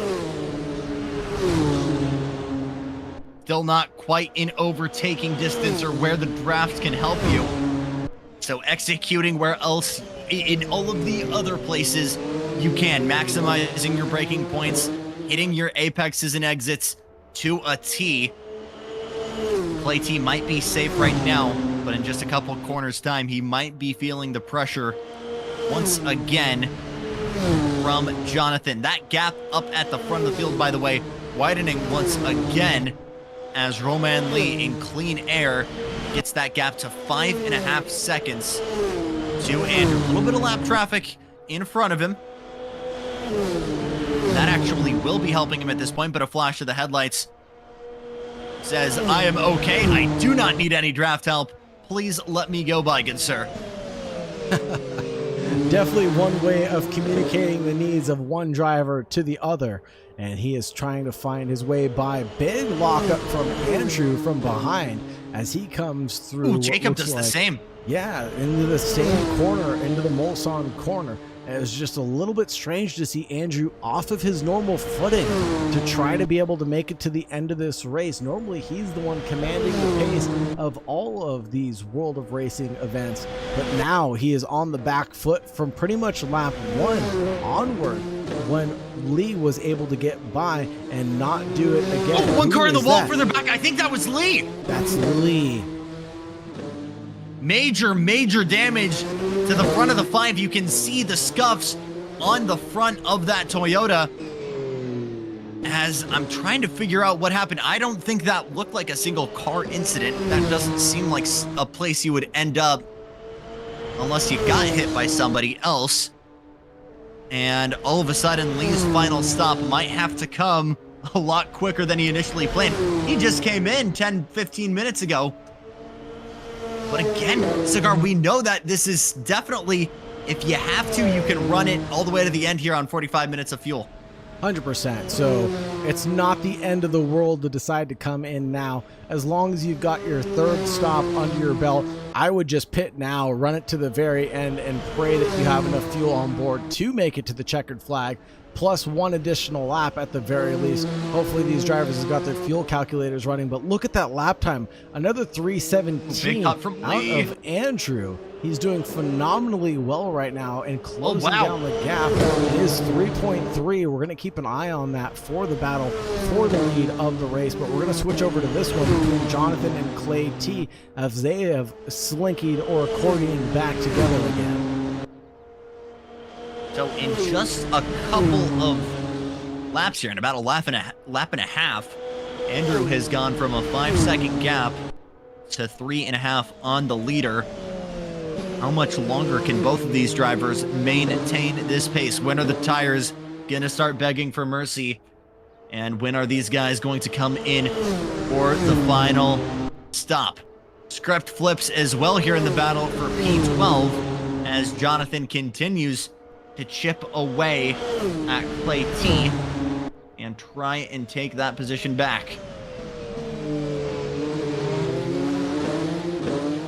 As hard as he might right now, coming through the Mulsanne corner and down the long straightaway, or long somewhat straightaway, we go towards Indianapolis, as straight as it can possibly be. And they're separated by 0.8 of a second. Which car has the better aero package to deal with the Porsche curves? I think Jonathan does. We've seen him come through very quickly and close down that gap. I mean, he has closed down a 2-second gap after that slip and slide that he had coming through turn, which corner was that he collided with those sausages? The Tete Rouge, and then came through there, just annihilating the sausages coming out of it. And now it's a 0.5-second gap as we approach the Porsche curves. This will be very, very interesting. We've seen the cars kind of slinking away from each other at this point in time to get out of the dirty air, but Jonathan is the one chasing right now and is catching up during this complex. Let's see if he still has the grip and consistency to make it through the dirty air right now. And he is managing to do so, but lets off the throttle, lets the rear slide out just a little bit. Doesn't go as wide as he did on that previous lap of his. And now the king of the seas again trying to be king of the top 10. Looking very solid through this final section. And I think caught Clay T lapping trouble here for the 3 of Ali. Manages to resume in 8th. Looks like there's a little bit of damage to that car. Oh, significant damage. Look at the windscreen there, Cigar. The car is tracking straight at least, but the windscreen is completely annihilated. This is absolutely detrimental to Ali's chances here for this top 5 that he was nestled into. And Ali, a driver that I've seen across various car specs, is usually a top 10, top 5 kind of a guy. May not be able to clinch it here tonight for World of Racing. 318s being thrown out for Roman Lee and Andrew at the front of the grid, so that gap is pretty much separated by nil right now. Let's check back in with Jonathan and Clay T and see how they're faring. Was south of 3 seconds between the lead here as we watch Jonathan continue to try and track down Clay T. Clay doing a fantastic job right now of defending and not cracking under pressure. I feel like there's a lot of times maybe in competitive sim racing where you just want to turn off your rear view mirror and just wait until you've got your spotter saying car outside, or car on your bumper, but the ability to feel the heat and not crack under pressure is what separates a top 10 guy from an alien. And right now, Clay T is continuing to feel the pressure big time on the run into Mulsanne. Goes very, very early there and actually forces Jonathan into an overshoot. Actually, I think made Jonathan think that maybe they were both going a little bit later on the brakes than normal and kind of baited it into a lockup. So Very good stuff right now from Clay T to defend. Very sneaky plays. That is a very interesting maneuver. Nothing wrong about some racemanship right now. Renato and Christopher are separated by around 9/10 of a second, but Christopher was 2 seconds faster on that previous lap. Very interesting to see the battle for 6 and 7 and how that's going to fare over the next lap or so. Freddie down 1 lap officially at this point in time from Lee in front of him, who just had that major accident. And 3 seconds separates the leaders right now. Taking a scroll through the leaderboard, this is one of the closest battles on the racetrack right now, barring the Christopher Renato battle. We'll keep an eye on the deltas. We'll give you the best view of the action here with Wheel of Racing. Just over 30 minutes to go here in the 2.4 hours of Le Mans. And this gap for the lead continues to fluctuate. Andrew had it under 3 seconds. Now it's back up to over 3.5. And with both of those guys needing to come to the pit lane one more time, that battle is far from over. So too is the battle for 13th as Clay T continues to fend off Jonathan. He's had him in his rearview mirror for well over 5 laps now. There's a big lunge to the outside, and Jonathan Tokyo drifts it, but with maximum opposite lock is able to gather it back up somehow, some way. Absolutely phenomenal kart control out of Jonathan. Again, I think that might have been an early brake marker that Clay T is using again and again, throwing Jonathan off of his rhythm and just not expecting him to slow down during those points in time on the racetrack, and really not gaining the speed or momentum. Any of these opportunities are not going Jonathan's way right now. He is fighting so hard to get past Clay T, but Clay is just putting on a defensive masterclass right now. Brake a little bit earlier, maybe lift and coast a little bit. Try to throw your driver off behind you, and he's doing a great job. If you want to turn the rear view camera off, just hit F11 and it will go away. And Clay T, all on his lonesome, clatters into the wall coming into the first chicane. Just when we were talking about how great he was at defending, just freaks out on his own. No other word to describe it. Just clatters into the wall, and that allows Jonathan through after basically 20 minutes of grueling battling between them. Finally snaps. We've been waiting for that mistake. Clay T has been putting pressure on this entire race so far, or excuse me, Jonathan has been putting the pressure on Clay T for the past 20 minutes. We saw the cracks start to show just a little bit into the Dunlop chicane, and it all came unraveling down the Daytona chicane. And finally, the move that has been over 20 minutes in the making has finally happened. Clay T into P13 and Jonathan into P12. Final round of pit stops finally underway. Renato kicks us off as he comes to the box from P7. Ali promoted. Final pit stop for Renato at 35 minutes remaining. And that will do it for him. He will definitely be making it to the end of the race. Finally, this has been an amazing event, but finally we are getting down to the wickets of this race, and we'll see who's going to be on top and who's going to show up as best of the rest. This is an amazing stint for all the drivers. This is going to be 1 in a million for them to be able to compete at this level. Like you were saying earlier, 20 of the best drivers in Southern California are up against each other right now, and they are putting on a heck of a show for us tonight. Great execution from Renato in the box, gets back out in P11, merges right behind Heckman loses a spot to Jonathan as well, as we might have some issues for Renato. It looks like there's still some damage on the front of that Castrol-colored number 2 car. I'm not entirely sure if that's something recent or maybe a hiccup earlier that he just chose not to patch up. But 2 more spots there lost by Renato. Jonathan and Clay T going right by. Watch that gap, by the way, between first and second, as that is now down to 2.7 seconds. Chipping away is Andrew. Andrew sure is, and just off the left-hand side of your screen, we can see Lee coming through, and he is taking his last pit stop of the race. He will make it to the end, and this is gonna be it. Will Lee get the undercut that he desperately needs to get ahead of Andrew for the final time, or will Andrew be running it long and take a quick splash and dash at the very end of the race? This will be super exciting either way it goes. I'm excited for the last 33 minutes of this race.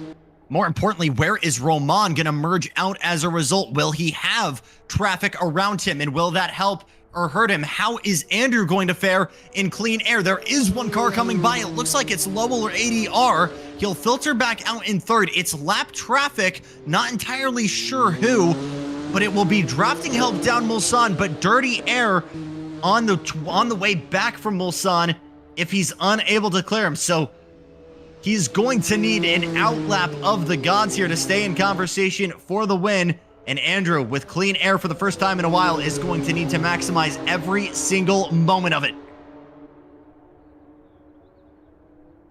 And navigates by the lap traffic with relative ease is Roman Lee, still resting in third place. 9 seconds the gap between himself and Jacob, who has come out of nowhere and will potentially find himself on the podium. Lavelle, who we expected to be on the podium, is 18 seconds back right now, and I believe they have not done their third pit stop yet, so this could be a battle between Jacob and Lavelle when it comes down to the wire. Scrolling through the leaderboard, it doesn't look like anybody else is closer than Andrew and Lee on the racetrack. 18 seconds separate them. 20 seconds, excuse me, separates them, but Andrew still has to make his final pit stop of the night. A little bit of slipstream there to help Lee, but makes quick work. Pinpoint accuracy from Andrew coming out of Mulsanne and on the home trip to the line. We've seen a lot of guys light up the rears, understeer, get on the curbs. One of the cleaner lines we've seen there from our race leader in the trip towards Indy.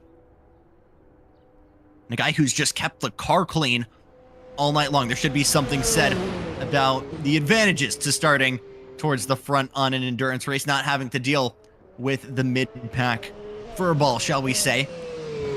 And again, you do get drafting as an advantage and maybe some fuel mileage as an advantage with running with others. But you also don't risk that. You have the insurance, shall we say, of not being gathered in something that wasn't necessarily your fault. 100%. And just looking at the stint timer spreadsheet, I'm seeing that Andrew could potentially go as long as the 25-minute mark. So potentially even running one more additional lap before coming down pit road. So if he wants to make this overcut a strategy of his, he can definitely try, as he might, to go at least one more additional lap. He may have the fuel to go two. Let's take a look and see what he decides to do. He will go the additional lap and stay out for at least one more. He's got to commit to a strategy, and I believe the decision has been made to stay out for as long as possible for this final one. And again, that gives him permission to hold nothing back in this final stint, even if Roman has a little bit of extra pace in that Toyota for the time being. That gap may be narrow now, but we could get to 5 minutes to go, where the tires on Roman Lee's cars are begging for mercy, and there's still plenty in the tank for Andrew with as much as, 10, 15 minutes of life difference there. That's going to be huge when you're putting everything on the line. So we shall see. Jacob still to pit as well. Only two to have really come in at this point, Renato and Roman Lee. Super interesting that only a handful of drivers have come in for their final stops of the race. We're going to have to keep an eye on the splashes and dashes as they get towards the line. This is going to be awfully close for a lot of drivers, and making sure that they get the ample time necessary to change their fuel strategies will be important as well. There's nothing worse than getting into your final stint expecting to do a splash and dash, and oh no, I decided to take a full load of fuel anyways, as well as tire change and repairing damage when you've been driving with a damaged car for the past 2 hours or so. Nothing ruins a race quicker than that, so hopefully the drivers have ample time coming down the Mulsanne straightaway to go ahead and do all of that. Let's check in with the 5th and 6th place drivers, Christopher and Ali. Ali coming down pit road now. ADR finally coming in as well. This is stop number 2 for ADR, who now gets 2 absolute sprint stints to the end here. Basically a pair of 15-minute runs here on tires, as Ali will get a very good opportunity as well to maximize. Coming in from P6, will lose a spot to Xavier, as the Michelin scoring board giving a big blockage of our view here. Back over to J-Rod, who has bought back and gone the long way into P10. Pretty much on an island right now. ADR 50 seconds in front. Play T 30 seconds behind. Who's in 5th place? This will be Christopher in 5th place, and he's got a whole bunch of lap cars in front of him that he's going to have to contend with. Whom are we looking at next up on the block? It'll be Renato and Hunter G that he's going to have to try to contend with, who are just right up the road in front of him. You can see the red and white, black Toyota is going to be Christopher's, and then the Mazda looking ones, the Mazda, what are they called? The plaid colored cars? The renowned orange and blue kind of colors. I think it's supposed to be more of Castrol with the red and green, but I know exactly. I see what you're absolutely getting at here.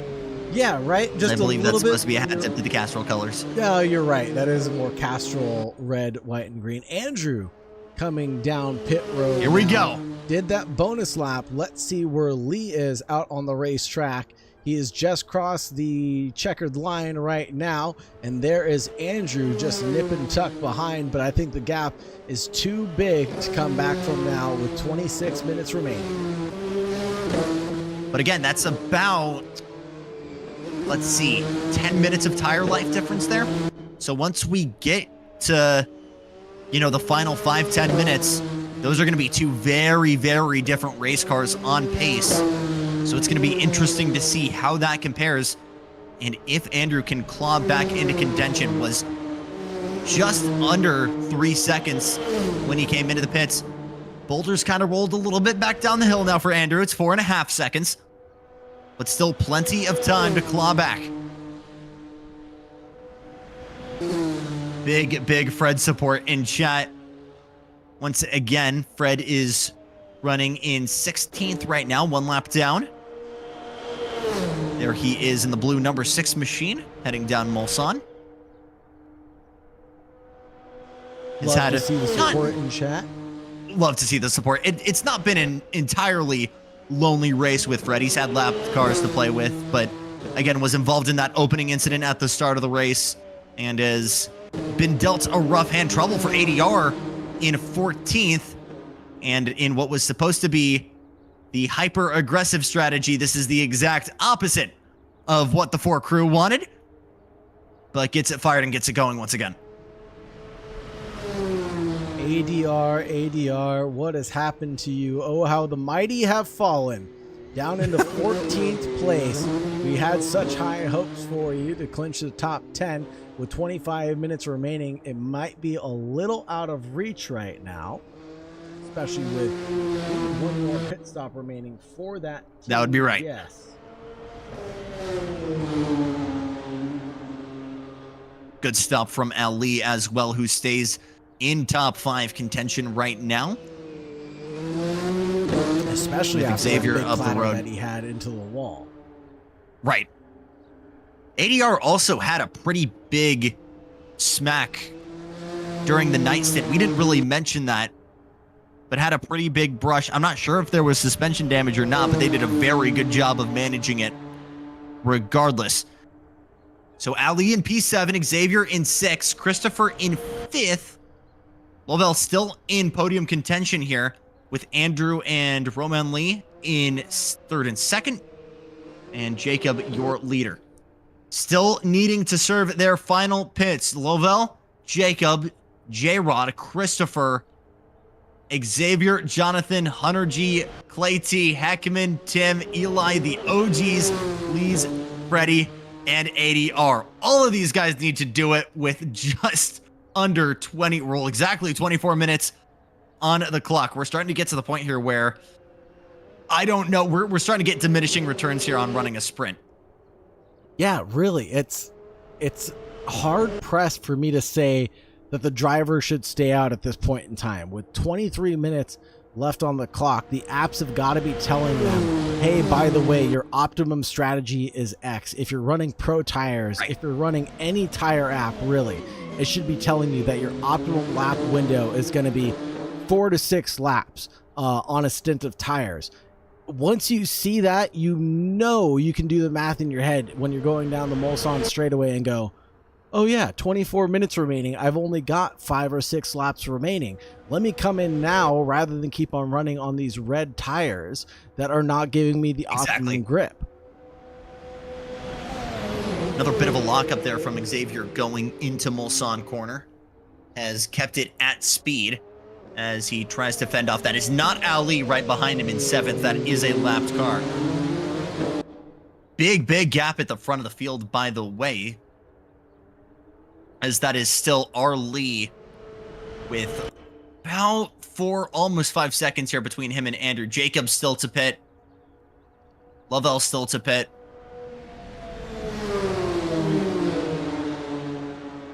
Amazing past 2 hours this has been of running so far, and we've still got another 22 minutes remaining of racing action left. Christopher, down pit road they go with 22 minutes remaining. That should be their last of the night. Here comes Xavier as well. Should be seeing everybody on pit road for the final time in the next 2 or 3 laps. I'm gonna be very interesting to see how this is sorted out if people do not mandate that pit stop amount. I will say a great job for everybody in what we all thought was going to be a 3-stopper. These guys have done a really great job of finding conservation, finding longevity out of these cars that we did not initially deem possible. But after really extending a 2-stopper, really did end up becoming possible, even though it is illegal. Yeah, I mean, it was just due to the race stewards really determining that the drivers had to make it a 3-stop race, that it was a 3-stop race. I think teams like ADR are kind of thrown off by that and going, man, I really could have made it on the 2-stop strategy. Other teams as well could have possibly pulled out a 2-stop strategy, made it to the end. The teams that ran the longest would have been, I believe, ADR with a 56-minute stint, Tim with a 58-minute stint, and Hunter G with a 52-minute stint. Absolutely phenomenal. But the guys that got it right, Andrew, Roman Lee, with their short first stints, kind of splitting this one down the middle, 39, 46, 30, 43 minutes. It really was close to get it to the end now. 20 minutes to go here at Le Mans. Tim coming into the pit lane as well. Will blend out in P12. And Jacob continues to stay out for the time being in the lead. That gap only narrowing between him and P2 as Roman Lee and Andrew are both closing that gap. By the way, Andrew going from 4.5 seconds now to what became a high 3. Now it's dead even on a 4. He's got a little bit of help from lap traffic right now. Will now flick to the outside. That was unnecessarily hairy, I might argue, but getting all the help he can right now to try and close that gap to the lead. Very aggressive maneuver out of Andrew, but he knows it's all on the line right now with 19 minutes and a half remaining in this race. He's got the gap coming down in his favor. It's just shy of 4 seconds separating himself from the lead of the race. Knows he only has a handful of laps left to get it done. With lap traffic giveth, lap traffic taketh away. He doesn't want to take any chances right now.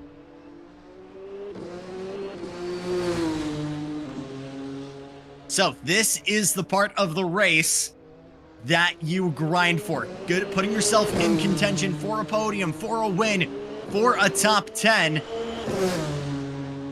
And you go through the slagging hours of the night, keeping your head down, putting your head against the grindstone, and putting together good laps so that you've got a fighting chance at the end. 4 seconds and dropping between Roman Lee and Andrew. You can see Andrew now just coming out of the Mulsanne corner. That is Roman Lee, who just came out of your vision, as Andrew continues to hunt down the provisional leader once Jacob pits. And that's even if Jacob decides to pit. Maybe he decides to take the penalty to boot at the end of the race. Who knows what that might be? It might be less than actually taking a pit stop. But I would presume if it's anything like ACC, they'll give him 180 seconds. Pretty much a pit stop time plus a little bit of extra change for good measure. But at the end of the race instead. But right now, it is the battle between Roman Lee and Andrew Lavelle in third place provisionally. Christopher, Ali, Heckman, Xavier, Clay T, and Jonathan will round out your current top 10. And all that will change with 17 minutes remaining and some change.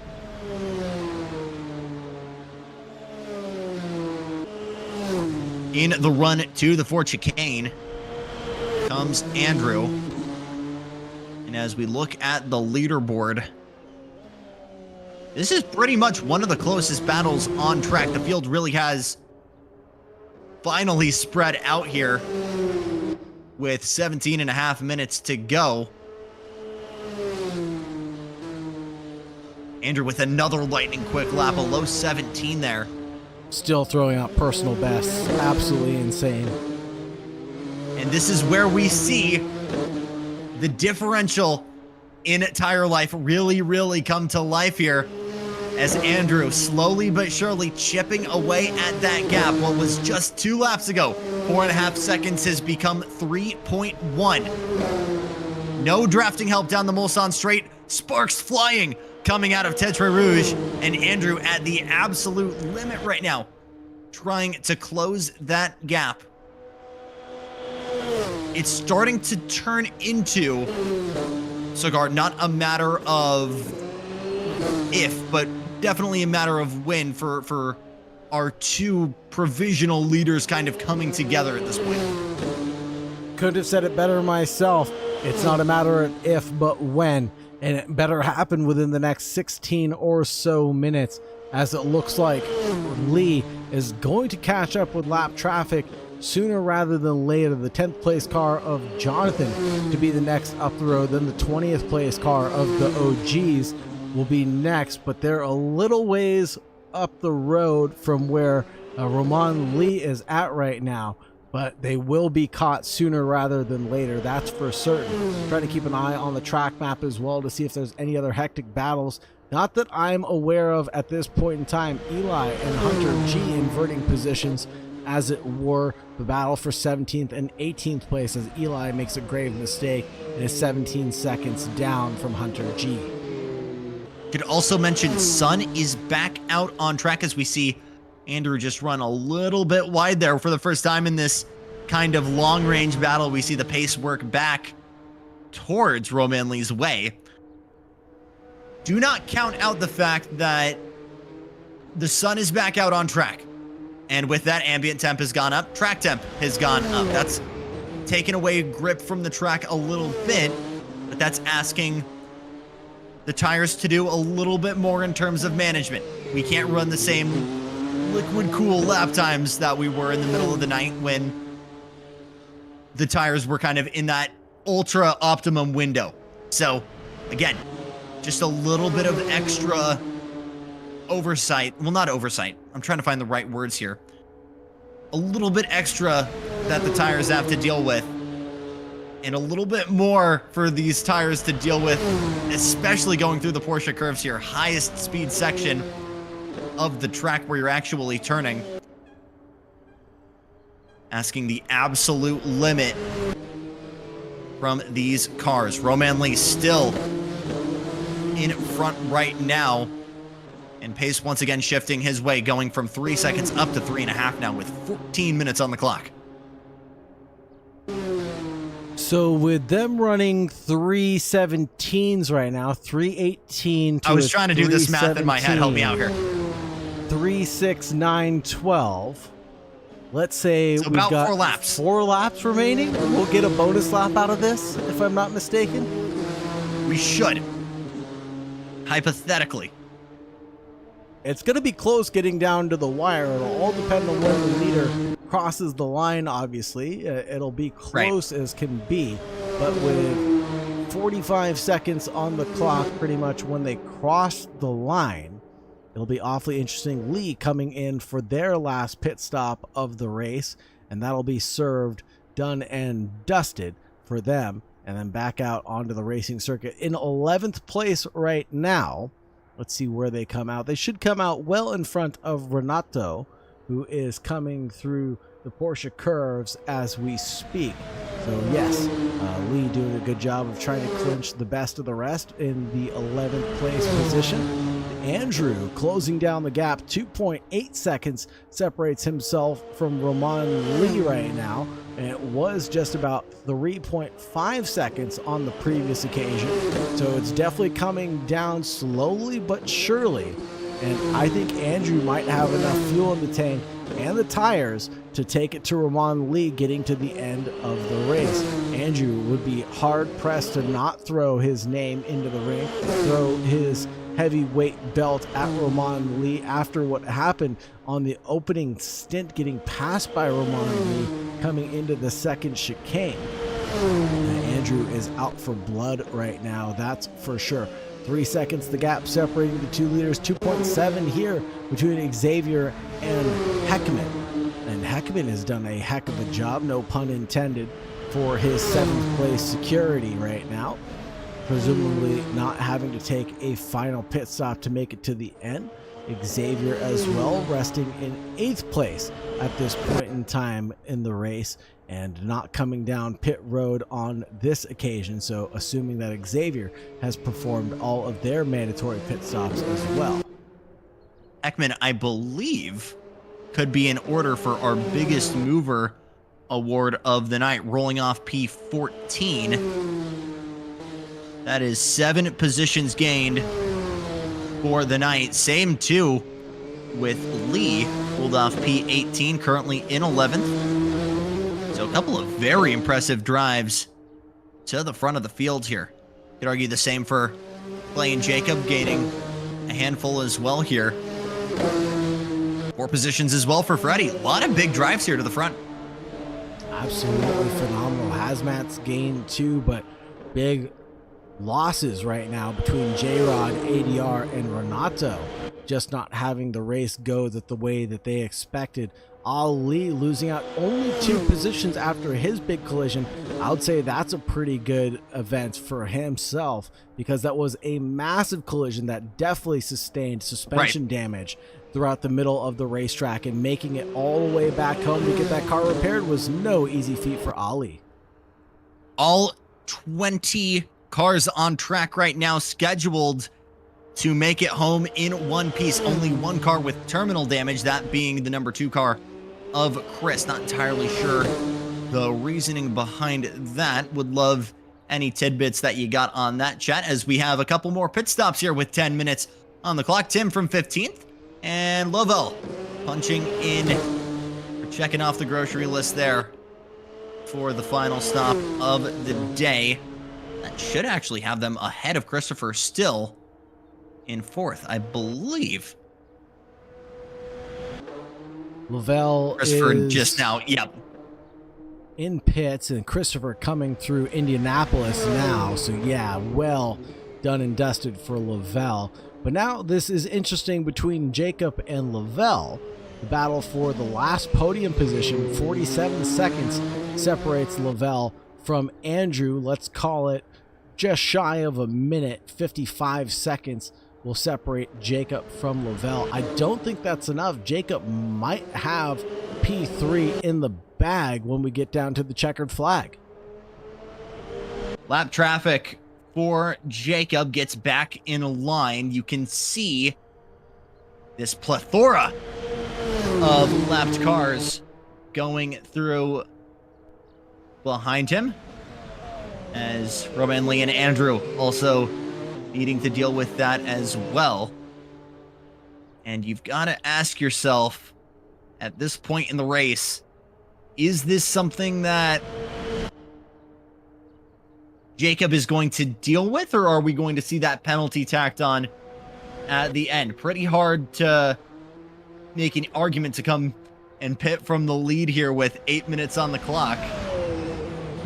But again, you're losing that position either one way or another. Very true, and you can't say I didn't see the server messages either. They're Exactly. pretty prominent at the top of your screen, so I think Jacob might just be going for a quick splash and dash to make it to the end. I think his big contention right now is between himself and Lavelle. If he can get a very quick splash and dash taken care of, take a minimum 1 liter of fuel, make it to the end of the race, he should very well secure P3, unless Lavelle, with that extra bit of tires that he has gained, can really put the pedal to the metal right now. Jacob being a little exploratory with his track limits there, coming through the Porsche curves, and this might be Jacob's pit stop now. No, he decides not on this lap. I'll do it on the very last lap. Why not? I was going to say, I feel like we might see that strategy as well. As the minute we see the white flag, we see everybody just deciding to duck in for their final stop. But again, we will have to see here in about 7.5 minutes. Clay T wasting no time, doesn't want to take any chances on penalties, and comes in from 9th. We'll lose that position to Jonathan, but again, a relatively quick stop and a good gap between himself and Liam means he gets to hold on. The top 10 running for the time being. 7 minutes to go even right now. Jacob, our leader, 4 seconds up. Still yet to pit, so either a pit stop or a penalty coming in the next 6 minutes, 50 seconds. And looking at the main battle right now, Andrew is closing that gap still. Came out of the pits just over 4 seconds. That's gone down to just over 2. So the question is, will it be enough with only a handful of minutes remaining, about 3 laps? What do we think? Do we think it's going to be enough here, Cigar? I don't think it's enough time at this point of the race. He's got 2 seconds to make up, which is a long time coming around a track that is running 3 minutes long. He would have to make up just about a second a lap on the competitor in front of him, who has pretty much made no mistakes so far. And now that I'm thinking about it, I don't even think we're going to get this bonus lap. I think we'll cross the line in just the nick of time and cross the line with 0.000 remaining. I don't believe that we're going to get this third lap out of the drivers. I think we're only going to get this one plus one more. Looks like we've got trouble for the OGs who were stopped and lost a handful of positions there in P20. Running again down the back straightaway.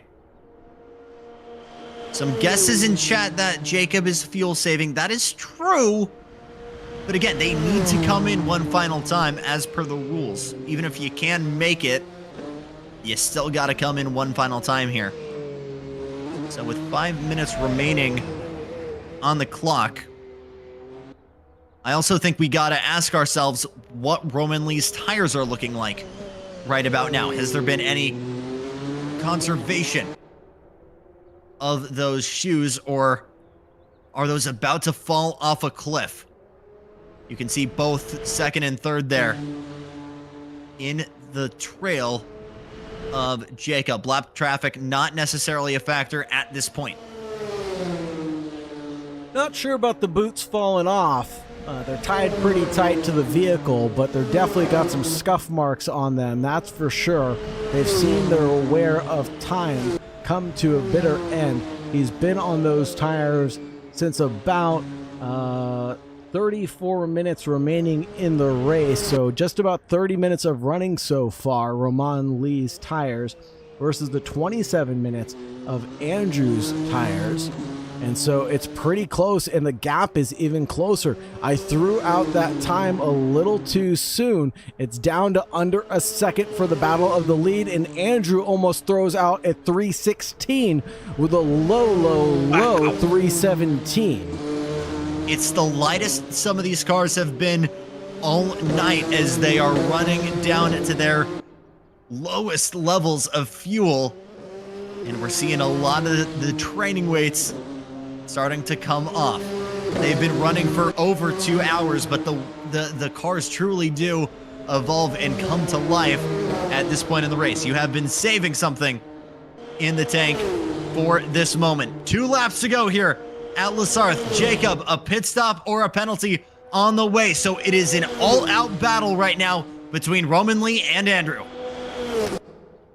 And 2 to go on the clock at this point for certain, as Chicane pumps it out in the chat. Thank you very much, Chicane. You're absolutely right. The drivers should make it to the line in time for the additional bonus lap to be taking place, but 9/10 of a second coming down the Mulsanne straight, coming into Michelin. Andrew is nip and tuck right now, tucked into the slipstream, and he is losing a little bit of time coming down the straightaway. It's fluttering right around that 1 second mark. He needs to get a little bit closer to be advantageous with that slipstream.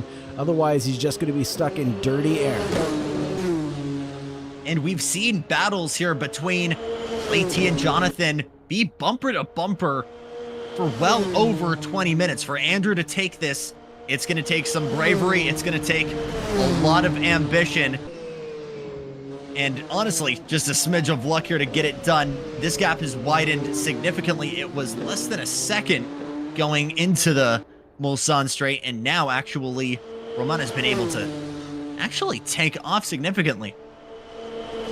Yeah, this comes down to a difference in setups also. What have you got set up for the car? How much wing are you carrying and optimizing for these straightaways versus the high-speed corners, getting through the Porsche curves? It all comes down to driver preference at the end of the day as we approach Indianapolis for the penultimate time. Andrew dips a wheel off into the gravel. That's going to slow him down considerably as we go into Arnage. And now the gap is resting at 1.5 seconds as Andrew pushes like his life depends on it. And you can see the beautiful headlights illuminating the track in front of us. But we've got the daylight in front of us as well. Although the clock shows 3:22 p.m. due to the accelerated time, we've already been through the day, we've been through the night, and back into the afternoon we're going to finish out this epic 2.4-hour race brought to you by World of Racing Headquarters. Last call here for pit stops as the white flag is on its way. And it looks like Jacob will choose penalty. We had one car going very, very deep. He is going in. This is your battle for the lead now, ladies and gentlemen, between Romain Lee and Andrew. White flag will be out here. And almost dead, even if we look at the delta, just a tenth slower that lap was Andrew.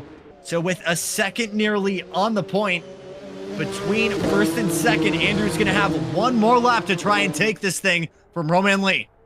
Pretty close margins here at the front. After 2.4 hours, you can't ask for anything better than this on a racing Sunday, folks. The action could not be closer. 1 second separating Andrew from Lee right now.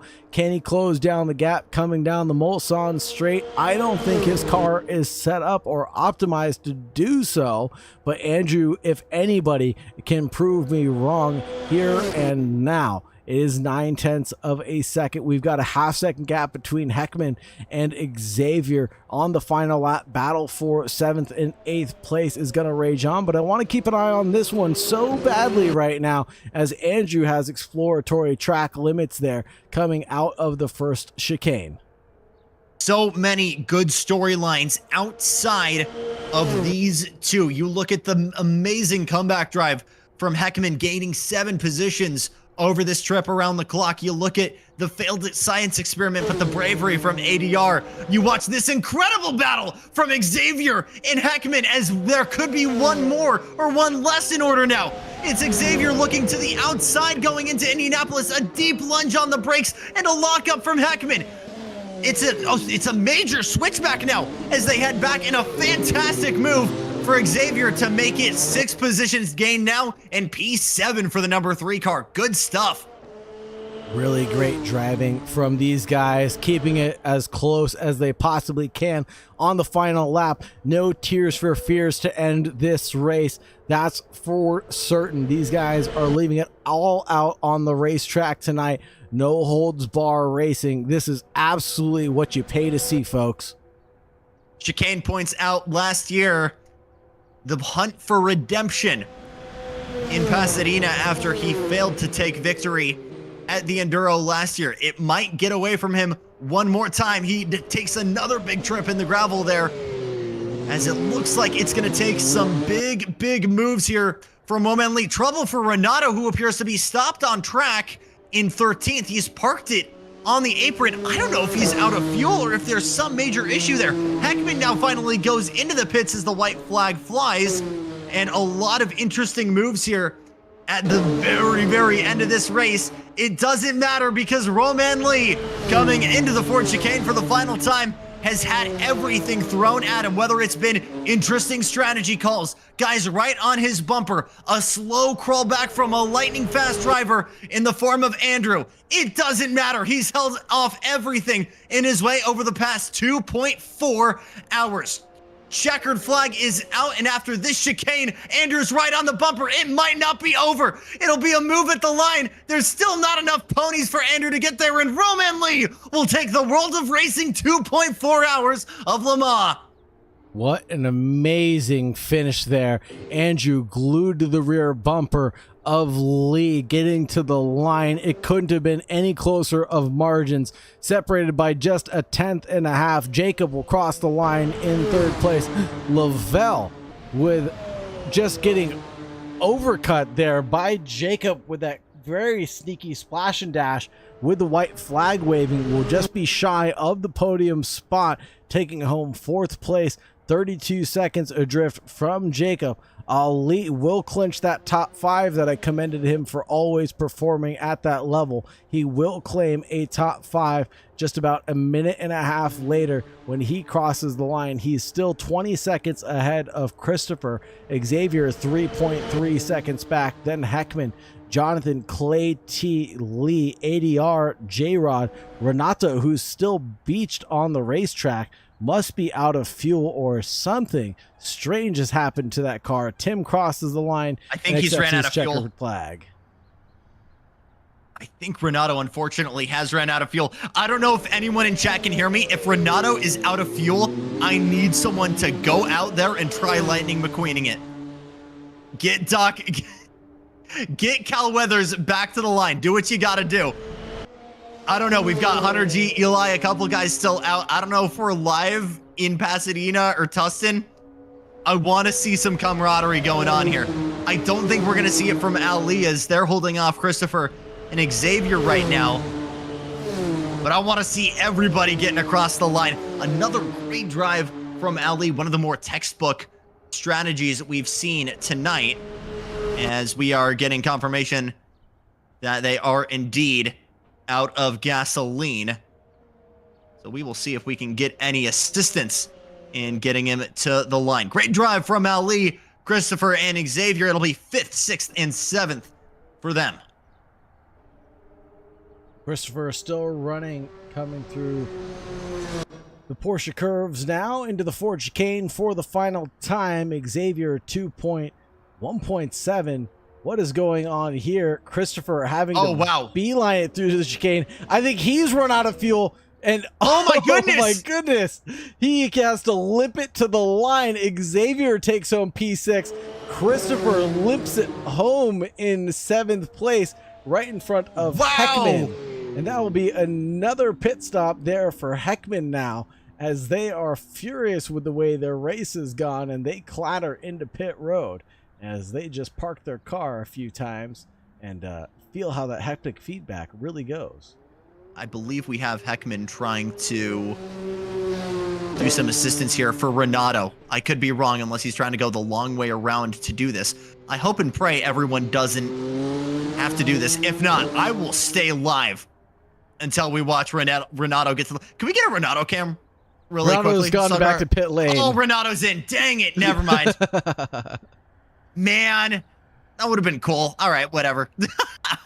Still a fantastic drive from Renato, who gave us some fantastic battles there throughout the night. And again, it might be only a 10th of the distance, but we got all of the action of an endurance race out of that. That was something really, really fun. Absolutely. Let's head back over to the booth to round things out, folks. Thank you very much for joining us. This has been a wonderful time. The order as it stands was Ramon, Lee, Andrew, Jacob, Lavelle, Ali, Xavier, Christopher, Heckman, Jonathan, and Clay T will clinch your top 10. Well, Heckman actually taking a DNF, excuse me, not taking the checkered flag as the server comes to a close. So we'll have to hear from the race officials how that ends up faring. And again, we'll have to sort out how this kind of last pit stop strategy went, because again, a lot of guys were able to stop it to the end, but we'll have to see how the final order is with the penalties dished out. Starting to wrap things up here, Sagar, your thoughts on a very, very exciting 2.4 hours. That sums it up pretty perfectly. Very exciting 2.4 hours of endurance racing here with the World of Racing.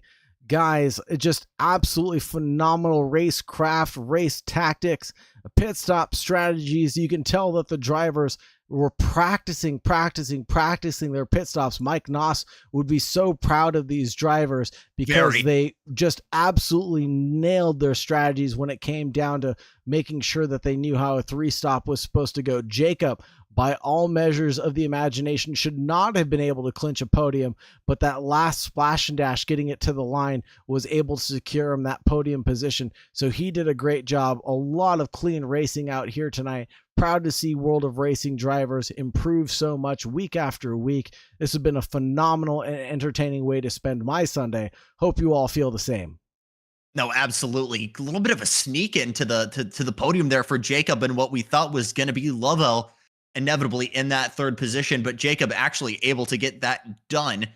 And again, just no matter where you look, whether it was, you know, the distance Heckman went to the front of the field, the mad science we were seeing from ADR, it was fun to see so many different people not only experiment, but the way it all kind of came together at the end, the way racing normally does.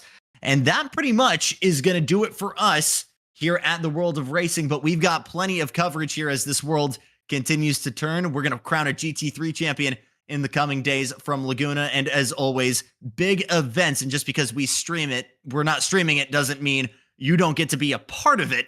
And you can join, you can go to worldofracing.com for more information on how you can get in on this action. For everybody at AK Esports and World of Racing and Sigma Integrale, he's Sagar Bakshi. I'm Jackson Lambro saying so long for now from the World of Racing.